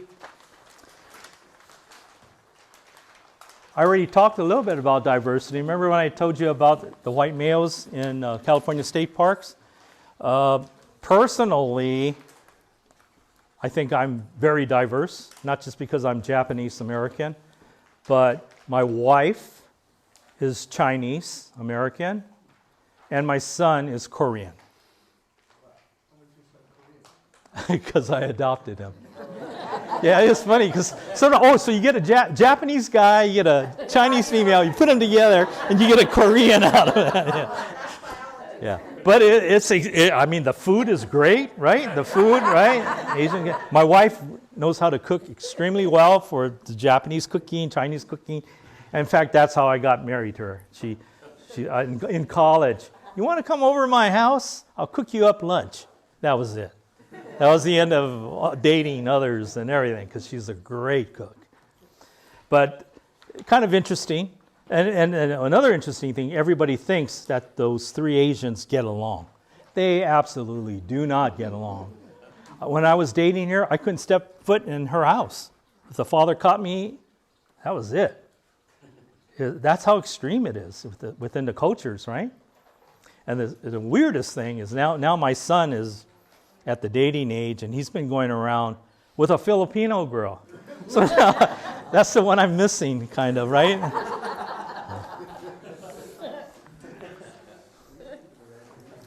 Okay, so let's see here. Turn a couple pages here. Affirmative action. I taught you a little bit about affirmative action. Sexual harassment. There hasn't been a problem here so far. American with Disabilities Act. That's something we should bring up because a few things here. One, I pride myself of disability access here at Plaza Rita and for all the things that we're doing for projects. And it was a normal thing that we did in California state parks. California state parks suffered a severe lawsuit where someone sued California state parks. You got to remember, these parks were sometimes built in the 1920s, right? And there was extremely no access. There's no way possible to provide access. But the park's open, and so let's say somebody's in a wheelchair. And so they come to the park, and they can't even get into the museum, into the building. They can't even get on the trails. They can't even see anything what the normal person that's visiting the park is looking at, right? Because there's no handicap ramp or handicap accessibility. So it became, if we did any new construction, added anything new, you better have handicap accessibility to that, whatever program or to that structure that you're building. So when I came here, I was pleased to see that when they redid this nature center, there is a handicap ramp accessing into my office, to the gift shop. From there, it goes into the docent room, and you have to go all the way back out to get into the museum and into the classroom, but at least there's access. And so we have that kind of covered up. So good job. At least they can see all of this. But how about at the far end of the park by the amphitheater? How about they want to see the Oak of the Golden Dream? They want to go on a heritage trail, right? They want to go on that other end of the park, the far end. They want to cross the bridge over to the picnic area. They want to have a picnic, right? So we worked on that end. And the most significant end, well, what if they need to go use the restroom? Well, they have to come all the way back over to this side of the property and use the restroom. That's why we have a new handicap accessible vaulted ceiling restroom, a real nice one at that end with a ramp from the handicap parking space. The docents paid for that, all that concrete that leads to that walkway. They paid for that ramp, all the concrete. The county never did. The PCNCA paid for all of that. So now there's accessibility on that side because there's a paved path of the heritage trail. You can get into the amphitheater, you can get to the picnic tables, you can cross the bridge. The next project that we're kind of really pushing for the future is tying it at one long ramp. There is a trail, the Heritage Trail, that goes around. I think we need something straight on through access.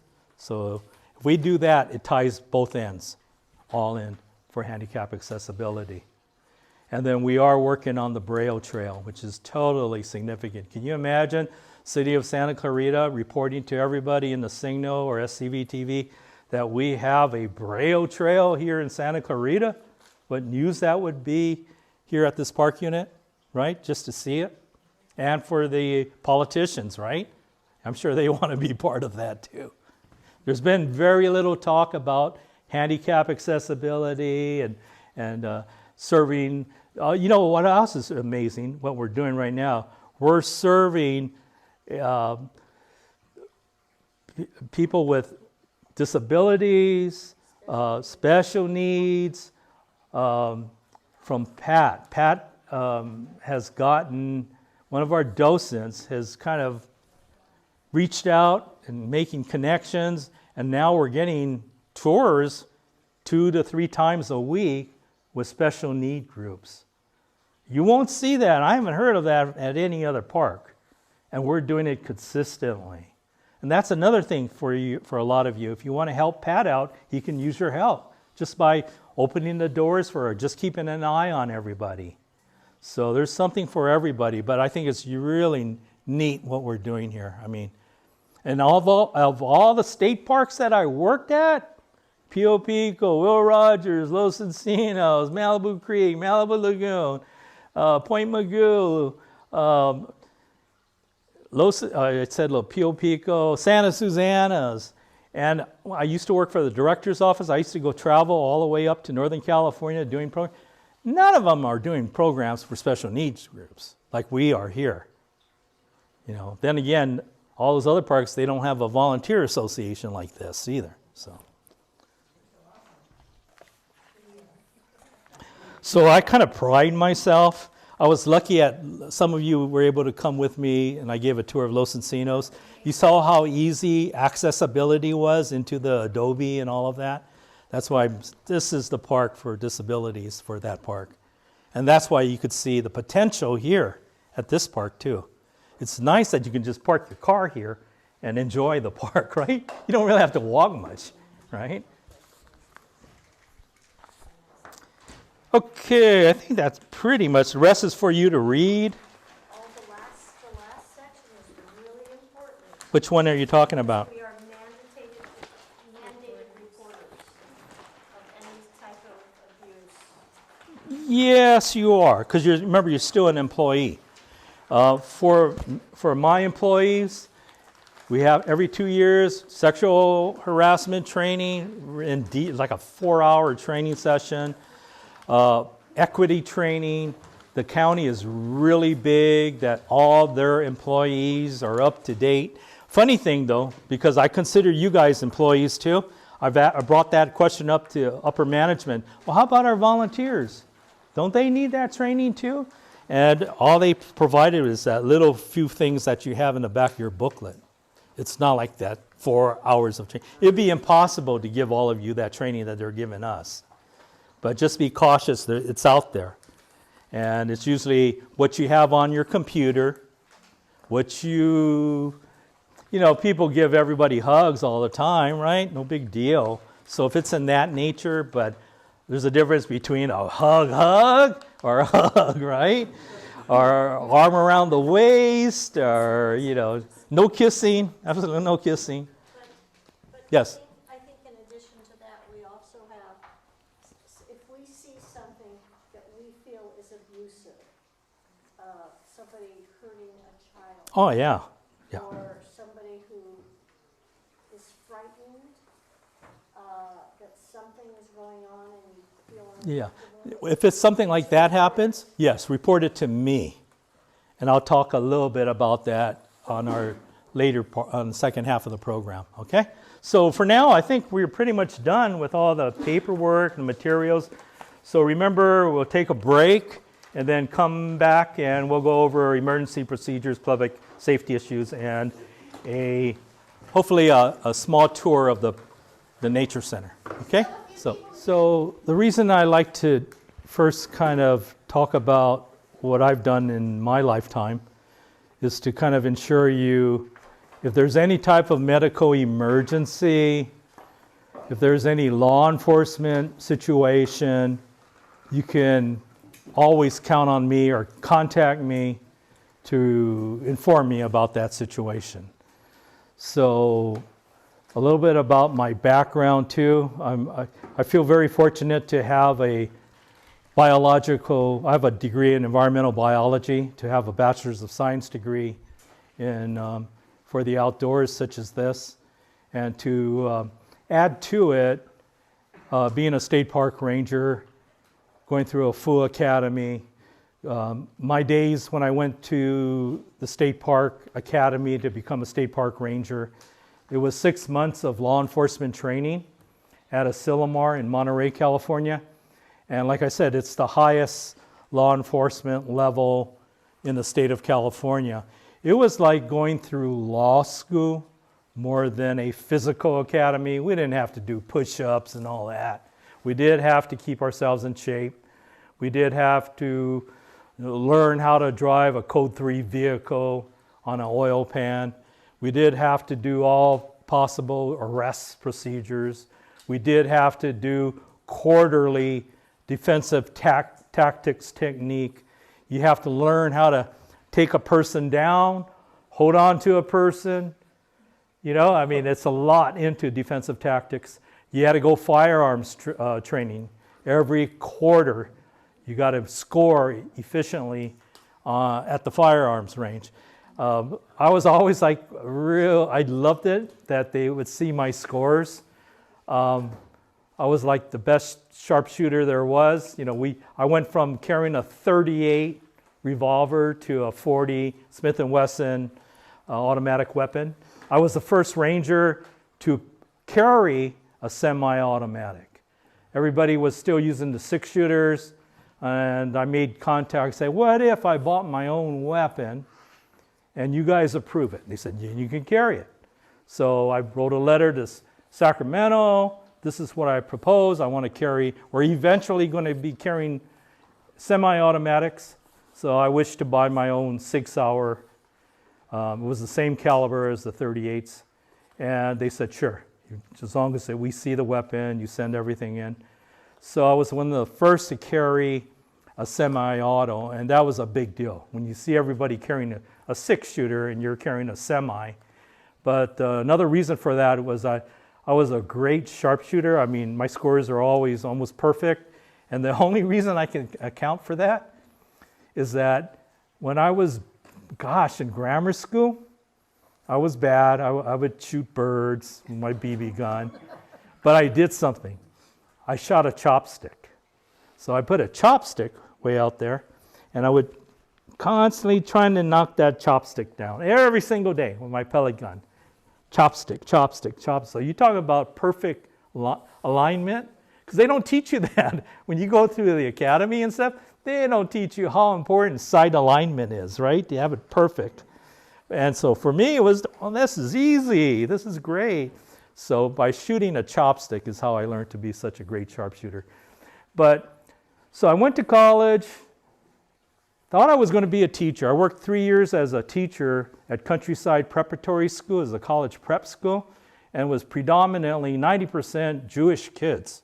And they were so smart, unbelievable. I would use my college notes from my college classes, and they just ate it up. Give me more, give me more. And their parents were doctors, lawyers, a ton of movie industry kids. A lot of my kids I see, and I'll be gone for 6 weeks. I have to go, and they're movie stars, and these are the kids. Okay, the school's allowing you to do that, but you got to do this work. So it was a really interesting way of being a teacher in a private. I didn't have a teaching credential, but I had great grades, and they accepted my teaching technique. So I thought that was going to be my career. and I was looking for a summer job, and I got it, a state park ranger.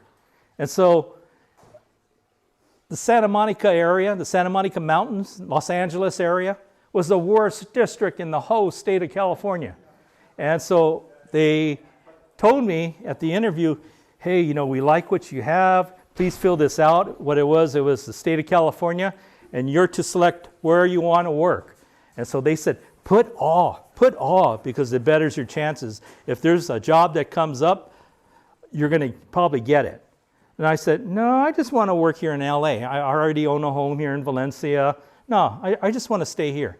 Don't do that. Put all, because it's going to better your chance. I said, well, if I don't get the job here in LA, I don't want it then.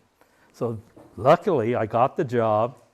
Been doing it for 28 years. The last 9 years of my work with state parks, it was totally unbelievable. What happened, I got accepted as a chief recruitment officer, so I was recruiting to hire rangers on. But I got to know the deputy director of the department, Cedric Mitchell. And so normally you work 1 year in state parks for headquarters for Sacramento. Then he train you. Then give somebody else a chance. But so when I was ready to leave, Cedric says, no, I want you for this. I want you for this. I want you for... So for 9 years, I worked for the deputy director. And so we would travel all throughout the state of California to parks I would have never thought I would ever visit. So Central, Northern California. And so when I travel, then I talk to the superintendents that are running the park. And I see, gosh, you guys run it completely different than the way we do it here in Southern California. So what I realized, Southern California or the LA area, it's like being a super cop. While the guys up in Central and Northern California, that's where you find the rangers that are interpreters also. The job is 50% law enforcement, 50% interpretation. That's supposed to be the job. But in reality, if you work here in LA, it's like 100% law enforcement, 0 interpretation. While the guys in Central and Northern California, a lot of them, that's all they do is programs. But they're still cop. And that just shows you the diversity of the job market here in California, right? There are parks where you can't even get your citation book. Everybody is law-abiding, or there's nobody in the park. You know, up in Tahoe, all they do is ski patrol.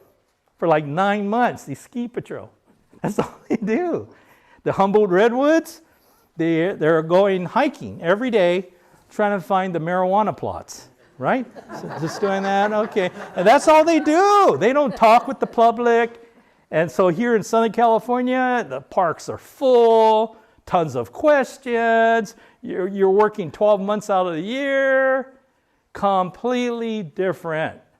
And so, you know, I'm proud that I was a supervisor here for the Southern California parks because I've seen it all. So when I got the job as a ranger, and I first worked as what they call permanent intermittent, that's just 3 months out of the year. And I said, no, I want more. I want this to be my full career. So I then put in for full time. And a very strange thing happened too. So the managers said, Russ, you know, we want you. How would you like to work at Malibu Lagoon? I said, Malibu? Yeah, I love Malibu. I'm just thinking about it, you know. Yeah, I want Malibu. So then about 2 months go by, and he says, Russ, I don't even see you on the list. I said, how can that be? I took the exam. I'm in uniform. I went through the academy. What do you mean? You don't even see my name on the list? No. So a couple months we're going by. Now, you got to remember, Malibu, everybody, all the other rangers that have been working there for years, hey, I want Malibu. Why should Russ Kimura get Malibu, you know, when I want it, right? And I guess maybe the degree helped because I had a biology degree. No one else had that. And so they wanted me in Malibu. But my name didn't come up. So they couldn't promote me part-time to full-time because you have to get promoted to get in full-time. Make a long story short, went to state personnel board. Hey, there's this problem that my name doesn't show up. And I remember her name, Nora Sterling. And she tells me, well, for some reason they took all the Asians off the list. I said, what? So I called the other, there was 3 other Asians that were in my class. Hey, Mel Harada, hey, did you guys get promoted to full-time? No. And there was another Chinese individual, a ranger. Did you get promoted? No. I said, I think I know why. We're not even on the list anymore. I said, what? And so Nora Sterling, who reported that they removed the Asian names, I said, please put that in writing, what you just told me. And she sent it to me, what the problem was. So I had to take that piece of paper, go through hearings with the state personnel board, and this is a problem. Why did you remove my name off the list? Remember I told you I came from that affirmative action list? Well, they got rid of that affirmative action list. Totally got rid of it. So they used that other list, right? And so all the minorities, females, were not even considered for full-time employment, from going part-time to full-time. So I went to the hearings, I showed them the paperwork. I even had a lawyer from the union. And so they said, Russ, okay, blah, blah, blah, blah. So what is it you want? I said, well, I just want to work in Malibu. Like they're telling me that they have a job open for, okay, no problem, boom. So I get it, right? But I'm just thinking, how about all the other minorities, or about the women, right, that never were promoted because they weren't even considered because the list. So anyway, so I got it. And so great career in Malibu. Malibu's an interesting place to work because if you don't live in Malibu, or if you don't work in Malibu, you're not part of Malibu. It's as simple as that. And you got to remember, so I'm in full uniform with a gun on the pier. Malibu Pier was my area too, besides the Adamson House and Malibu Lagoon. So people would see me off of PCH. Everybody kind of knows who I am. Judge Merrick, the judge for Malibu, he was a docent. He was a volunteer. Interesting thing too about Malibu Lagoon, docents. So they have this museum, a converted garage, and it's a beautiful museum. And it's 500 women. 500 women. You weren't part of the Malibu scene unless you were a docent at the Malibu Lagoon Museum. And the guy that was running it, the president, was Fred May. And Fred May, he was just this guy that would talk about every single woman that would come in. Oh, I love your belt. Oh, I love your shoes today. Oh, those shoes look so good on you. He would say everything that the husband would not tell their wives.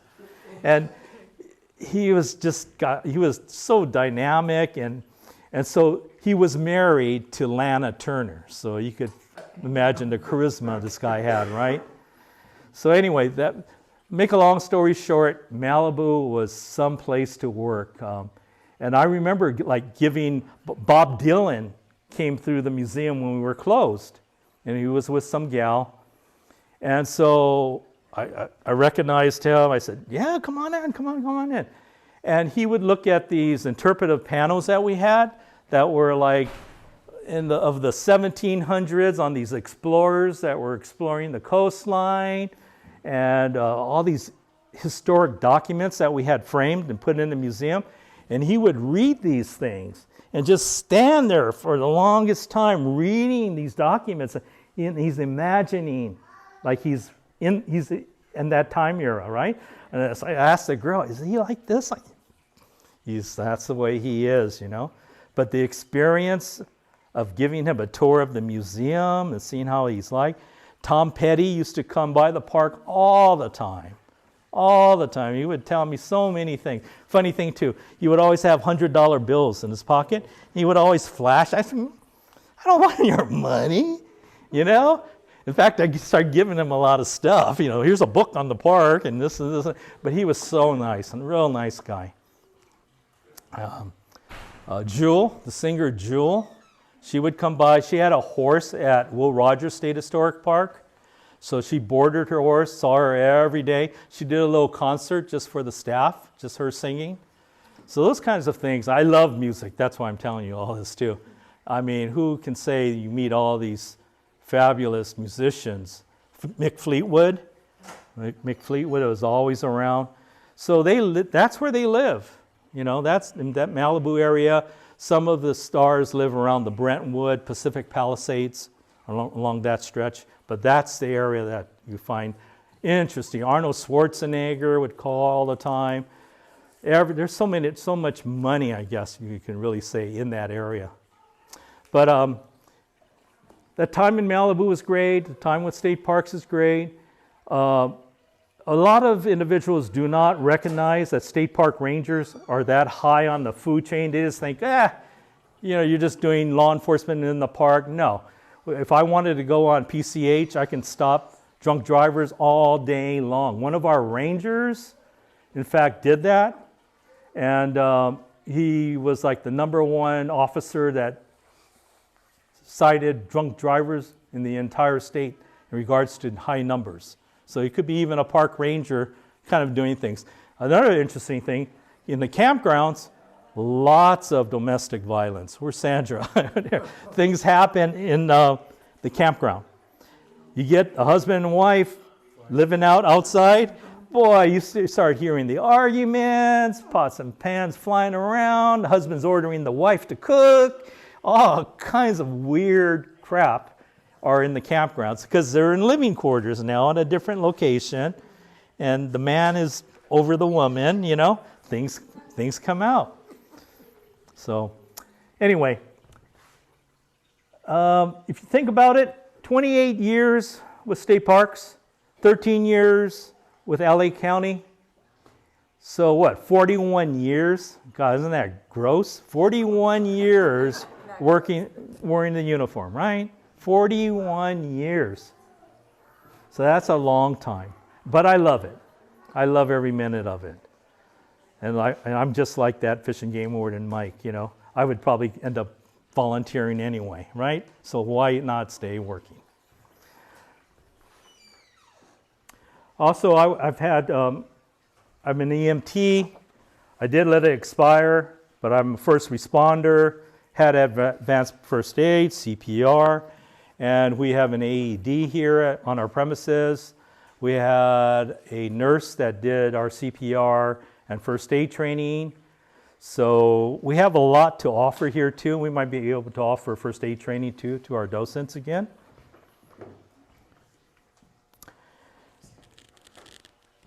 So with all that law enforcement background that I have here, so who is responsible for the law enforcement here at Plaza Arena? Wrong. Sheriffs. Okay, I'm not paid millions of dollars like the LA County Sheriff's Park Bureau. They give it themselves a specific name. So the Park Bureau is a section of the LA County Sheriff's Department, and the Parks and Rec Department pays them to do 100% of the law enforcement at all of our LA County parks. So if you see a sheriff driving around in our parking lot, usually he's here every day, he's getting paid to just work in the parks. He doesn't do any outside calls. He is to perform and to do law enforcement strictly in the parks.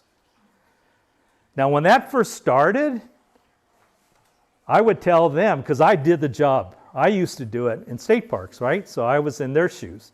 And I would tell them, man, you guys are so fortunate to have a sheriff's job dealing with only parks, with parks. Because why? Look at who you're dealing with. Look at the clientele. Hikers are good people. Park users are good people. Volunteers are good people. Staff is good people. It's a different kind of crowd than the Joe Blow public of the outside world, the real world, right? So you guys have a great job, but you guys got to get out of your vehicle and start hiking. You have to be like what I used to do as a ranger.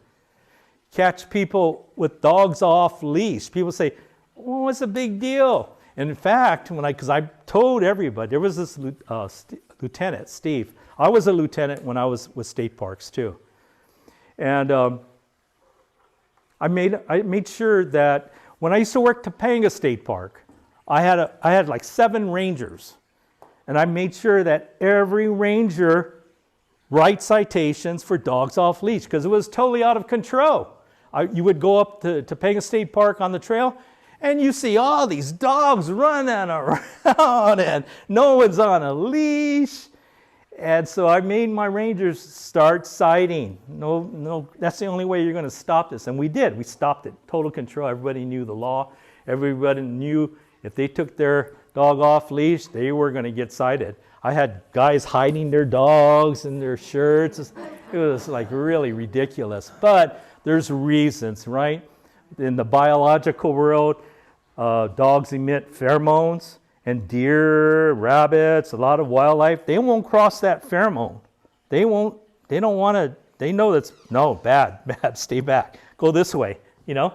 And so that's one reason, especially at Malibu Lagoon, because a lot of the dogs, with all the wildlife and waterfowl that would come in, we didn't know how that would interact with so many dogs. So there are reasons. And then, of course, when I first started working here, we had a dog brought in here because it was bit by a rattlesnake and it died. So you let your dog run freely, not on a leash, and gets off the trail. And look at all the diseases, too, that are going on, right? The bird virus. Now there's a rabbit virus that's going on. No one can find a rabbit at all. Dave Stives, who's a falconer, he's our animal guy here. He's been hunting and he never caught a rabbit for like 3 years now. That's how bad. I mean, areas that have full of rabbits out in Palmdale Desert, nothing because of the rabbit disease. So it all affects us. The bird virus, we weren't allowed to take our birds out. Now we can keep them around the premises, so that's a big plus. But I heard it's coming back again. I think one of the big chicken houses had to kill thousands and thousands of chickens again, so who knows? How big is the fines for non-leash dogs? It varies. It varies on jurisdiction. I notice it varies on the court because we started doing it like at Los Encinos, and it was different from the Malibu courts. So they set their own fines on the animals. This trail here is the canyon trail. The canyon trail? Yeah, I'm just. I don't know what it is, but I can't even get the sheriffs to do that. I had one sheriff come to my office because the lieutenant, Steve, he had a meeting. He told all the sheriffs, Russ says he needs help with the loose dogs that he's finding here at Plaza Arena. So one of the sheriffs comes up to me and says, I do not cite for dogs. That's all he does. I said, yeah, let me explain why you need to do this, right? But he flat out just said it right to my face, In fact, he was the one that wanted to meet the docents. He wanted to get good with the docents here. We used to camp a lot at Thornhill Broom. Mm-hmm. Dogs off leash at the beach is $500 fine. Yeah, it could be whatever. If the rangers talk to the judge or talk to the court and we got to stop this, you could raise it to anything. You can make it so they have people come in for community service, use their time. They hate it, right? Yeah. Russ, Yes. there was one time I was hiking with a group of docents, and a dog came running towards us loose. Mm-hmm. Scared Ruthann to death. Big, aggressive dog. And I said something, I thought I said it fairly nicely to this guy about please put your dog on a leash.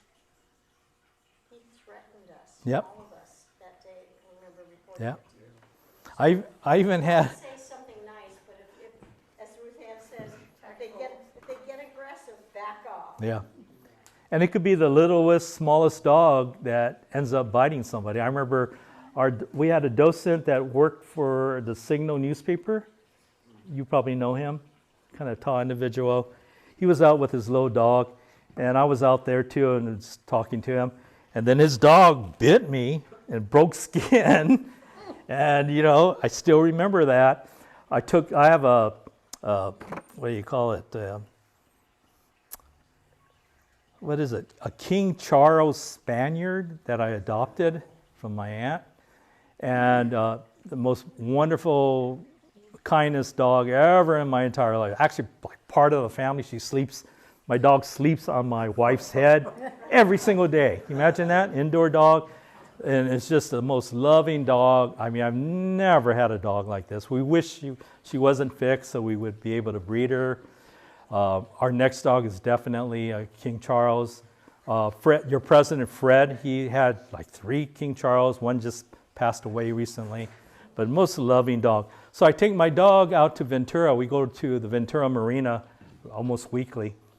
And then there's this other dog that just jumps onto my dog, bites it on the ear. So I grab the other dog, pry its teeth on. I should have gotten bit.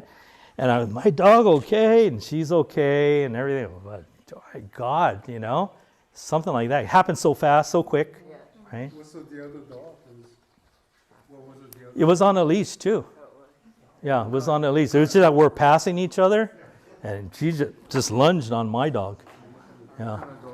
I don't know what the other dog was. Small. No, small size too. Yeah. Yeah. So you guys know who the primary law enforcement officer is here at Plaza Arena. That's a good test question. I think it's on the test. They responded, Who? the local sheriff. No. For that, no. No, I'm talking about right now. We have an emergency situation.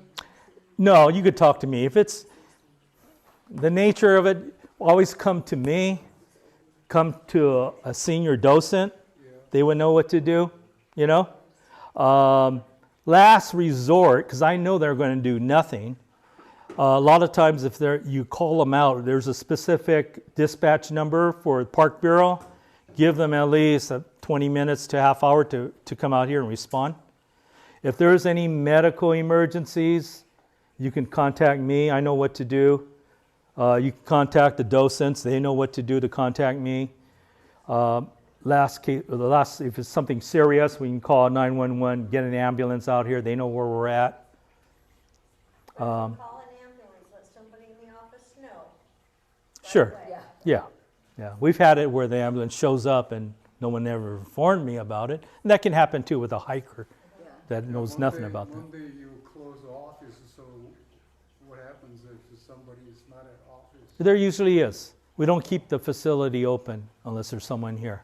So we got normal hours. The only day we're not open is on Mondays. Yeah, Mondays we're not open. Then you got to be glad, because I tell you what's happened. Kevin Reagan, everybody wanted all the parks to be closed. So they said everybody is to close on Monday. No park staff is to work on Monday. Yeah, so I brought up, so you mean you want this park closed, the fence locked up so nobody can drive in? Yes, all parks are closed completely. So I brought up, well, that means that, we have a contract. We have a 5-year contract with a security company. So you're giving them a free day off. They don't have to come here and open and close the gate. And if you know how these contracts are set up, you can't change them once they're initiated. So he thought about it. He said, no, everybody but Plaza Arena. So he gave me the okay to open. And who benefits? The public, right? The public wants to. The place is crowded too on Mondays. But at least the park's open. They can go hiking. The nature center's closed, yeah. But still, the hiking trails are open. So that's a good thing that we have here. We're the only park that's open on a Monday. Well, people can hike here, even if our gate was closed. Yeah, a lot of people park outside. Sure. People get dropped off. Or they can come in from Walker Inn. Yeah. Interesting thing about state parks, there's always a fence around all the parks. And when we say we're closed after hours, we are closed. We will cite you if you're in after hours, because we have a ranger staff, right? And that's part of our business. Also, we're not allowed to drive home if we see a car in the lot. And the reason for it, maybe that hiker is in trouble. He's lost, he's injured, and you can't go home leaving that car and not knowing what the possibilities are. It doesn't mean that some guy went with a girl and or all kinds of things, right? So that was a rule, that you don't leave until all the cars are secured. And then sometimes it was 3-4 hours overtime until you found that out. Same kind of rule applies here in the sense that we've had injuries. I had this one guy, experienced hiker, knows what he's doing, senior hiker though. So he went up to the waterfall trail. He makes it to the first waterfall, wants to go further, so he climbed the cliff. There was a rope there, so he used the rope to get up, go on the ledge, hiked up to the second waterfall, hiked even further. This is all on Forest Service property, not county property. He went to the third waterfall. Then he calls and says, Russ, I can't get back down. He looked down. There was just absolutely no way to come back down. I said, you have to come back down. There's no other trail. You're not going to go anywhere. You have to take the trail back. He says, I cannot. And he knew the terrain and the other trail. He knew Los Pinedos is just down a few hundred yards, right? And he says, I'm going to hike over to Los Pinedos. But there's no trail or anything. And so I said, man, okay, but call me when you hit Los Pinedos Trail. Call me back. So it was like 2 o'clock. He first called me that he was going to do that. 3 o'clock, 4 o'clock, 5 o'clock. I'm closing up. 5 o'clock. Where is this guy? Nothing. 6 o'clock. 7 o'clock. Oh, okay, he's lost. He's somewhere. Call search and rescue. Call for a helicopter. Call for paramedics, AMR. Call everybody. Fire department. Everybody's there. Okay, this is what he called. He called me. He said he was going to call me back. He never did. He's out there somewhere. So we all went out looking for him. And then a sheriff reported, man, there's this bloody up guy walking on the roadway on Placerita Canyon Road. So that's my guy. So bring him back. So they brought him back. A bloody mess. So this guy was crawling through all the chaparral. And he is just a bloody mess because there's no trail, you know. And he came back down, he went there, and that was the last. He said, I'm never going hiking again. And this guy was a total experienced hiker. Was it a young guy? No, older guy, real older guy. But that was it. That what he went through, he's no more, you know. That was then. So that can happen. And then there was another incident where there was a car parked here overnight. We thought it was no big deal. And I wonder how we found that out. Okay, so what happened in the morning, I contact Parks Bureau, Sheriff's. Sheriff's goes over there, runs his plates, finds out, hey, he lives right here in Canyon Country. Let's pay him a visit. They go over to his house. People in the community, his neighbors, they tell the sheriff something. And then the sheriffs come back here, and they don't tell me anything. Yeah, this is his car. And they try to get hold of his wife. And wife one didn't want to speak. He got in touch with the kids. And then later in the day, remember they're in charge, not me. They're in charge. It's all taped off all along the parking lot area. And then I see a whole group of sheriffs, and they're all walking. And what they're doing, they're searching. And believe it or not, they find the guy's body, almost immediately. Yeah. So it was a suicide, and what made it so kind of quiet and hush, he was a Visalia police officer, a chief, and he committed suicide. And it was because of that, because it has something to do with kids. He was being prosecuted with doing something with kids, young kids. So instead of going through all that, he ended up killing himself. And I don't know if some of you remember Miles, my maintenance worker. He would come and said, Russ, man, I heard a gun, I heard a gun. He was out there. Oh, Miles, come on. Yeah, it was probably some car door slamming or something. He said, man, I swear it sounded like a gun to me. And he was right. He was definitely right. So same thing too, from a car that was just parked there, there's a lot of meaning behind all of that, huh? Medical emergency, so yeah, you can contact me or my docents. I do have first aid kits all around the place. There's one in the animal room. There's one in my office.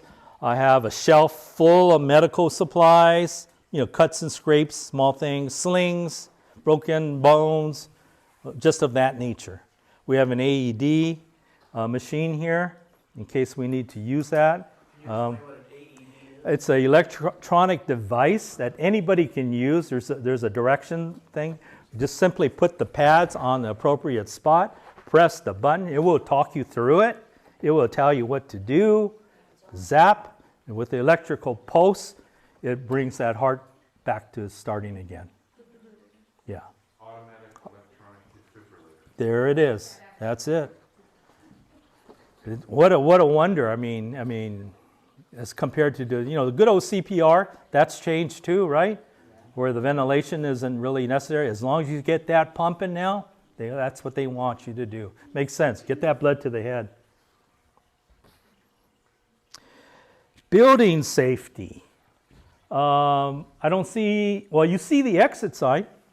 As part of routine, they come and inspect my building every year, and all the doors have an exit sign.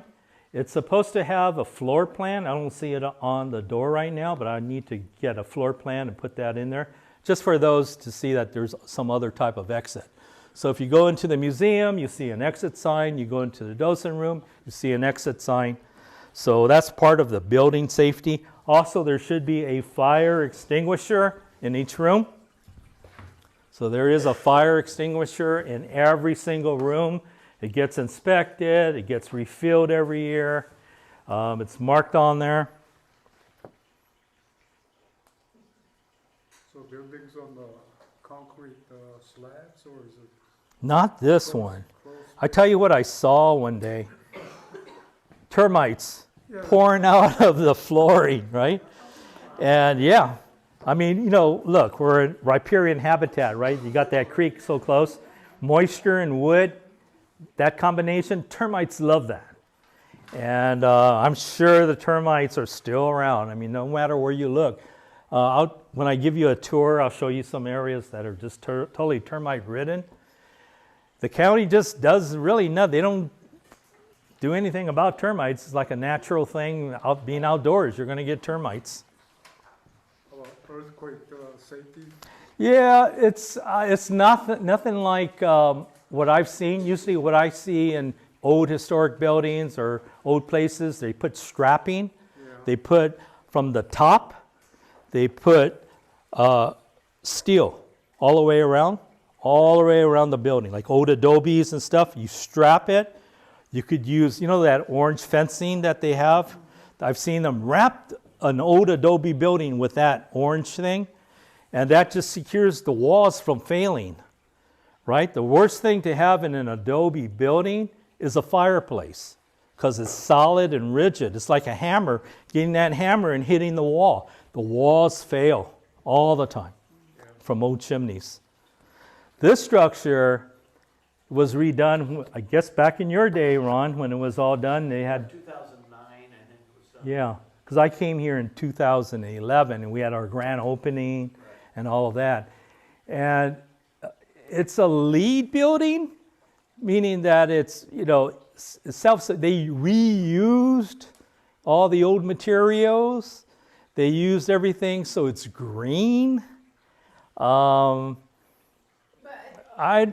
But what? Whenever it rains, it leaks. It leaks bad. They didn't put a new roof on.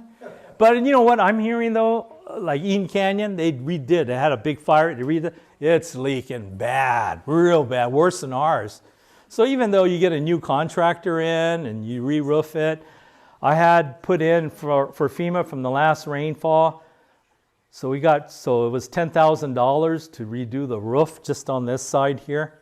It wasn't logical to re-roof the whole roof because it's not the entire roof, but there is a bad leak right behind you here. There's another leak inside that room I'll show you in the museum. So hopefully we'll get the money and get that piecemealed. You might get reports of lost, injured hikers. It hasn't been bad at all since we got this topo map. As some of you have seen this topo map, a 3D topo map in the next room. Because now, we give out those free maps that I gave to you guys, one-dimensional. It looks like, yeah, I can make this loop, right? Yeah, they try to come here like at 2 p.m. and do a 10-mile hike, in a matter of 2-3 hours before we close. No. But looking at that topo map, holy cow, I got to climb this and go. No, I'll come on another day and start in the morning, So believe it or not, I haven't had any calls. And before, I was getting calls all the time because everybody knew I was here at this facility and there's nobody out here. The city of Santa Clarita has nobody in their parks. The Conservancy property, there's nobody there to reach. So I was it. So it hasn't been bad. And most of the hikers that do get lost, they all parked here. This is a large parking area for hikers, right? So they start here. And so if they're lost, the first thing they try to do is call the office, call me. And it's real kind of funny. What do you see? One, make sure all the hikers go out with a cell phone, and reception's horrible. I have AT&T, I barely get one bar. Okay? So one, cell phone is horrible. We do have Wi-Fi just within our parameter here, though, just around the nature center. But some of the calls, so I try to find out just whereabouts they are. And when they say they see the cemetery right in front of them, they're hiking way down the road here, right? Because, that's where the cemetery is. But can you see the freeway? What can you see? What can you tell me? And then sometimes I get a call, and they're freaking out, just freaking out because they're lost. And settle down. But you might get calls. The best thing, stay on the trail because a hiker would probably come along sometime if you're really that lost. And remember I told you, once you get on the Forest Service property, you're not seeing any signs. So if you don't remember how you got up there, right? It's so easy to get lost. Everything's overgrown. But if it's a short hike along the county property here, you'll make it back real easy. And there's plenty of other hikers to ask for advice. So stay on the trail. Eventually somebody will give you directions. Fire evacuation. So the times that I've been here, 2 major fires. The Sand Canyon fire, unbelievable. So I come out around 1 p.m. I make it through the CHP barrier, drive over here, drive over to Walker Ranch, and all I see flames. The whole campground's under fire. The chemical toilets are melting, right, to nothing. And I just see the whole canyon, and I look, and there's not a single fire engine anywhere. I didn't see one driving through this way. I don't know if they're all at Sand Canyon fighting the fire over there, but I don't see any here. So I call Kim, I call my boss, I call Hayden, I call the top brass in my department. I'm here right now, and I'll stay here all night. I'm going to go back to the Nature Center, and I'll report to you. So I come back here, nothing.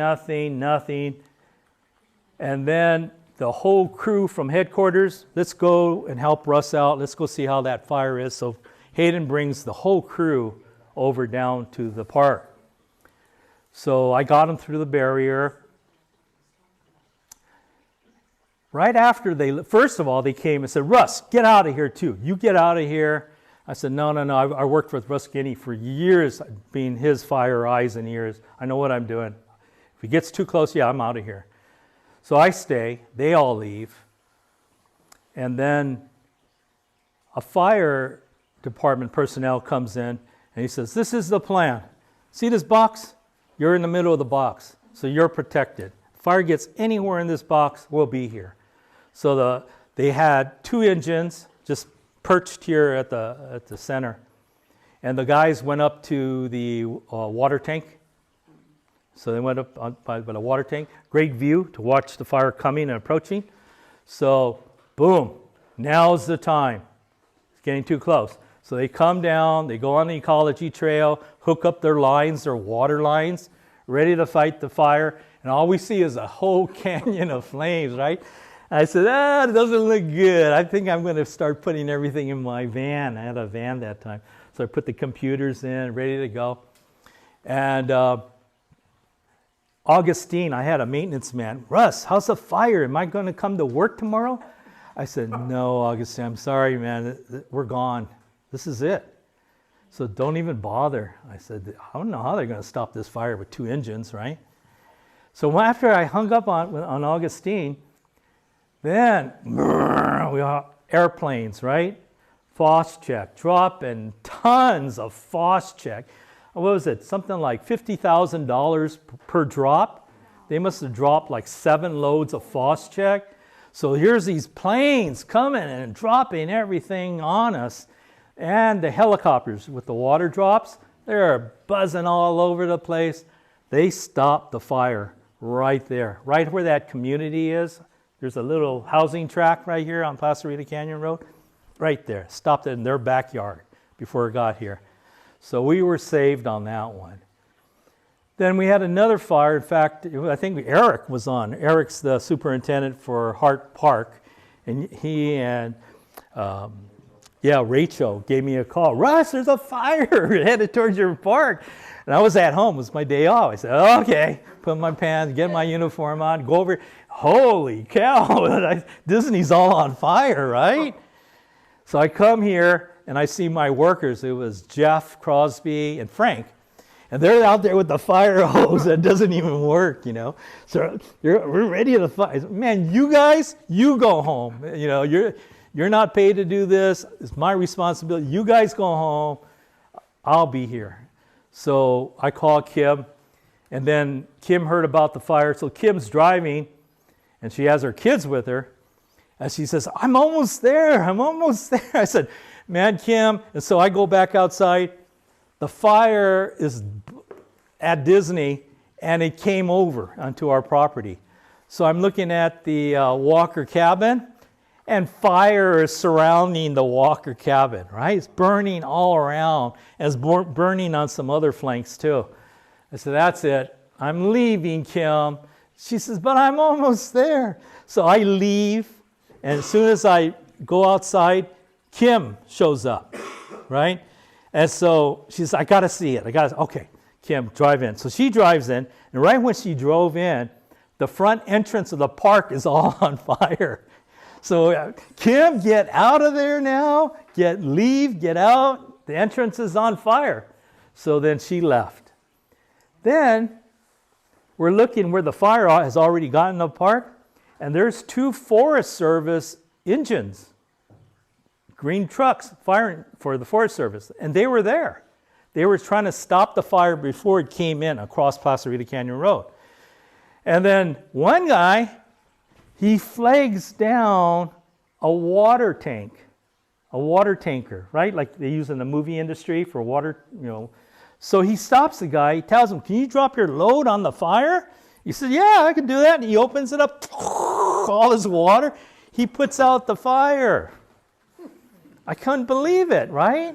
I didn't think about it. The supervisor didn't think about it. The supervisor came to my park the next day and said, man, that was a close call. I said, yeah, thank your worker there that had the smarts to stop that water tank truck, right? If he didn't do that, we're gone. Remember when that other Sand Canyon fire? It burned everything but this section here. So this was all old dry brush that did not get burned. And so we were ripe, and the winds were blowing. There were tumbleweeds on fire blowing right against this hillside. So I thought we were a goner. So that was the second fire that we made it through. So thank God we're still here, right? That was so close. So we don't have any fire hydrants around this, We have 2 that are in the park right now. so enough to, I guess they designed it good enough. Yeah, there's other problems. I don't know if you guys saw, but there's a brand new overflow valve. Denny knows what I'm talking about. It's all rusted out. The water pipes are all rusted through the entire park. It's you don't want to even touch the pipe because it's going to cause another leak somewhere else. That's how delicate it is. Leave it alone. But we do have 2. The fire department, they do our checks. They're at Walker Ranch this week. So they're always redoing their hoses. They do a lot of training. They have my key to use our facility. So we're in good work. They do a lot of my weed abatement at the Walker Ranch area. Yes. If I remember correctly, that last fire, they came through there with a chainsaw and they Oh yeah, first thing found a lot of they did. That was great. That was the Forest Service, but boy, did I hear a lot of the county people complain about it, but they did a great job.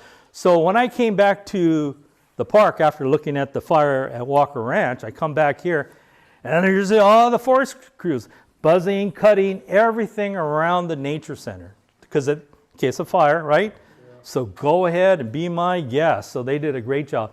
After the fire, there were so many trees that were called hangers that had no root. It was all burnt out, ready to fall on somebody. They went in there and cleared it all for us. So we don't have our own crews that could do something like that. Forest Service did. So they were one good thing that they did for us is during the fire session. One bad thing, it sure seemed like let it burn. Let it burn. You know, it was like now is the time to burn all that brush that we wanted to get out of here the last 20 years. So it was awful close for the structure, but I guess, and look, everything's growing back really nice right now too. So I guess, you know, a way of doing fire suppression. I remember at Malibu Creek, we used to do fires just to eliminate the brush. And once in a while, those things get out of control too, right? And how embarrassing that is once it gets out of control when you lit it.